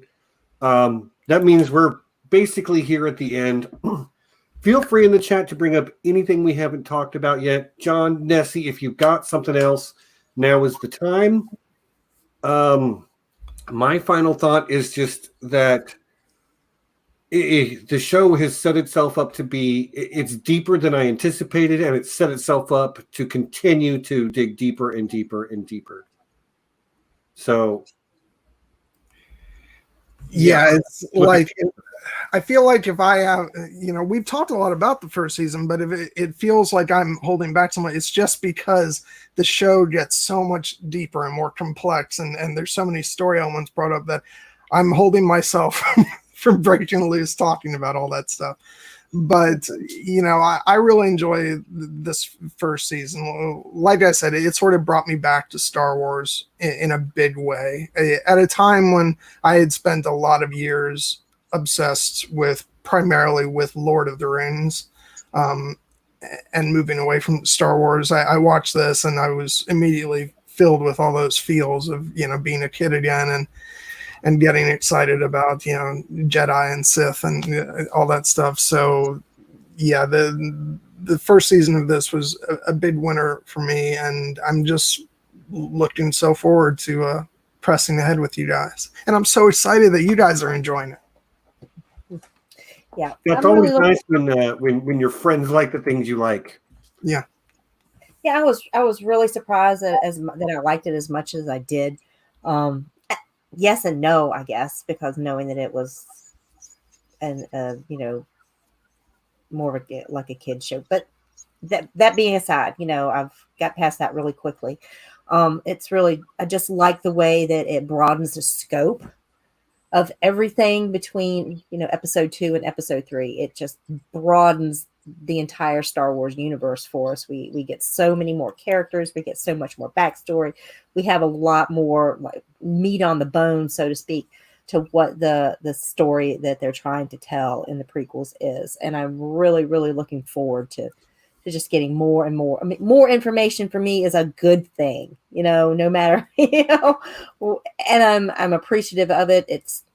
Look, if you haven't watched it, watch it. They're 22-minute episodes. They go by really quick. You can just watch several of them in a row, and especially the 4-part arcs. Those were really good. When we did our watch party the other night, we got to watch like 2 complete story arcs, and then an episode in between, kind of like a palate cleanser. But it was a very important episode. Good choice, John. Yeah. John's really good at picking great stories to watch. So yes, I'm looking forward to. I'm ready to start season 2 tonight, Stephen. Me too.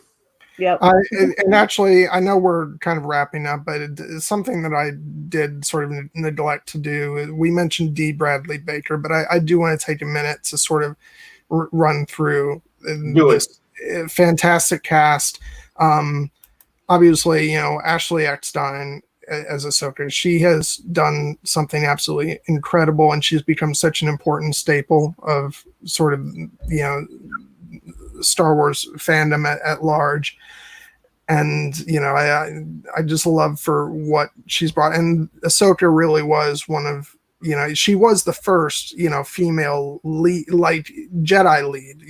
We had Leia, and who eventually does become a Jedi through the sequel trilogy, kind of, but Ahsoka was really a breakthrough in a lot of ways, and she came before Rey, and for an entire generation, this was a really important character, and so Ashley is a huge part of that, and just she's wonderful, and then there's Matt Lanter, who plays Anakin, and I cannot sing his praises enough because I'm not a particularly huge fan of Hayden Christensen's Anakin.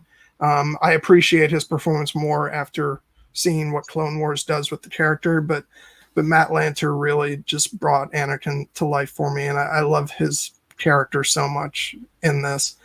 And James Arnold Taylor, who plays Obi-Wan, is like, if you're not following him on Twitter, you should be, because he makes so much great content. Like in the years when Clone Wars was canceled, he was doing something called Clone Wars Conversations, where they were like 30-minute episodes of him sitting down with his castmates and just talking about the making of Clone Wars and their experiences working together. So I can't recommend that highly enough. And he's just an all-around great guy. I got to meet him at a convention, and he's really sweet. And and Padme was played by, let me go look for her name. Sorry, guys, I'm looking on Wikipedia. Catherine Tabor, who actually, she also reads the audiobooks of the Padme YA novels, Queen's Peril and Queen's Shadow. So she's great. And yeah, and those are the main ones I wanted to highlight. There's a lot more. Go ahead and look up their names, but these are actors who have brought the characters to life, and for me, in a way that even reading like the books and stuff, sometimes I these are the voices I hear. They've done that great a job of bringing these characters to life. So just a big round of applause for me to all of them. I'm right there with you. Voice work, it's not the easiest thing in the world to do. You have to put a lot more emotion into your voice. Especially like an iconic character like Obi-Wan. He is such a legend in the Star Wars universe. So there's some big shoes to fill. Yep, I agree. Oh, excuse me. Sorry. My fault. You guys are not boring. I'm just bored of you, I guess. I'm kidding. What? Yeah, I know. Terrible. And all right, y'all. So I guess that's the end. I don't have anything else to say about season 1 of the Clone Wars. That's what I guess you guys have said your piece. So once more, John, what do you got coming up this week? Okay, this week, talking Little Women with Amy L. and John Bronsteen. That's on Thursday at 2 o'clock Eastern. Please come and watch. We love that movie, and we're going to have a blast. Right on. Nessie, what do you got coming up? 2 o'clock on Wednesday, you're going to come by my channel, The Unspun Yarn, and we're going to talk all kinds of monkey chimes. So Also with Amy. It's the week of Amy. Yep. She's just finished her master's degree. Is that right? I know she just finished the school year anyway, and she's got enough time on her hands that she can actually do some guesting. And then join us next week. Tony Teflon will be our guest, and we are going to be talking about Spaceballs, which is something I thought we'd get to this early, but here it is. We're talking Spaceballs. There was some discussion about doing Galaxy Quest. But our guest requested Spaceballs, and I'm like, oh yeah, this is a great movie. We'll do it. So Galaxy Quest, #soon. But yeah, Spaceballs next week. Looking forward to it. And I think after that is... Sean is tapping his foot, I'm sure. Yeah. Oh, yeah. Sean's been very patient. Yeah, I know, buddy. And we're trying to get there, but my guest made a request, and you know how we do here. We try to be accommodating to everyone. So, yeah. Maybe Sean will come on for Galaxy Quest. Maybe we can do that. Maybe. Yeah, see, you get it, my man. You get it. So, yeah, all of the links for us are down in the description. That includes links to Twitter, John's channel, Nessie's channel, John's blog. Patreon link is down there. Mary's links are down there to her blog, to her podcast. And one last thing. If you want to join our Slack group, which is, we have 38 people in that group right now, I think, and it has just become a place for people to come together and keep this type of conversation going throughout the week. We have watch parties, we have discussions for deep thoughts, we have, you know me, I'm going to throw in stupid jokes here and there. It's what we do. It's become my emotional support system, and it's a lot of really, really great fun. So if you desire to, try it out, I need you to send an email to We3Dragons? To we3dragons@gmail.com, which I am dropping into the chat right now. Send me an email there. I'll send you an invite to the Slack group, and you will see that we have a good time there. Yes, we do. Yep, we sure do. So, I think that's it for me. Nessie, John, that it for you guys? Yep, I think we're All all right. Okay, so you know what it is, y'all. We'll see you next week. And until then, peace and be excellent to each other. Sorry.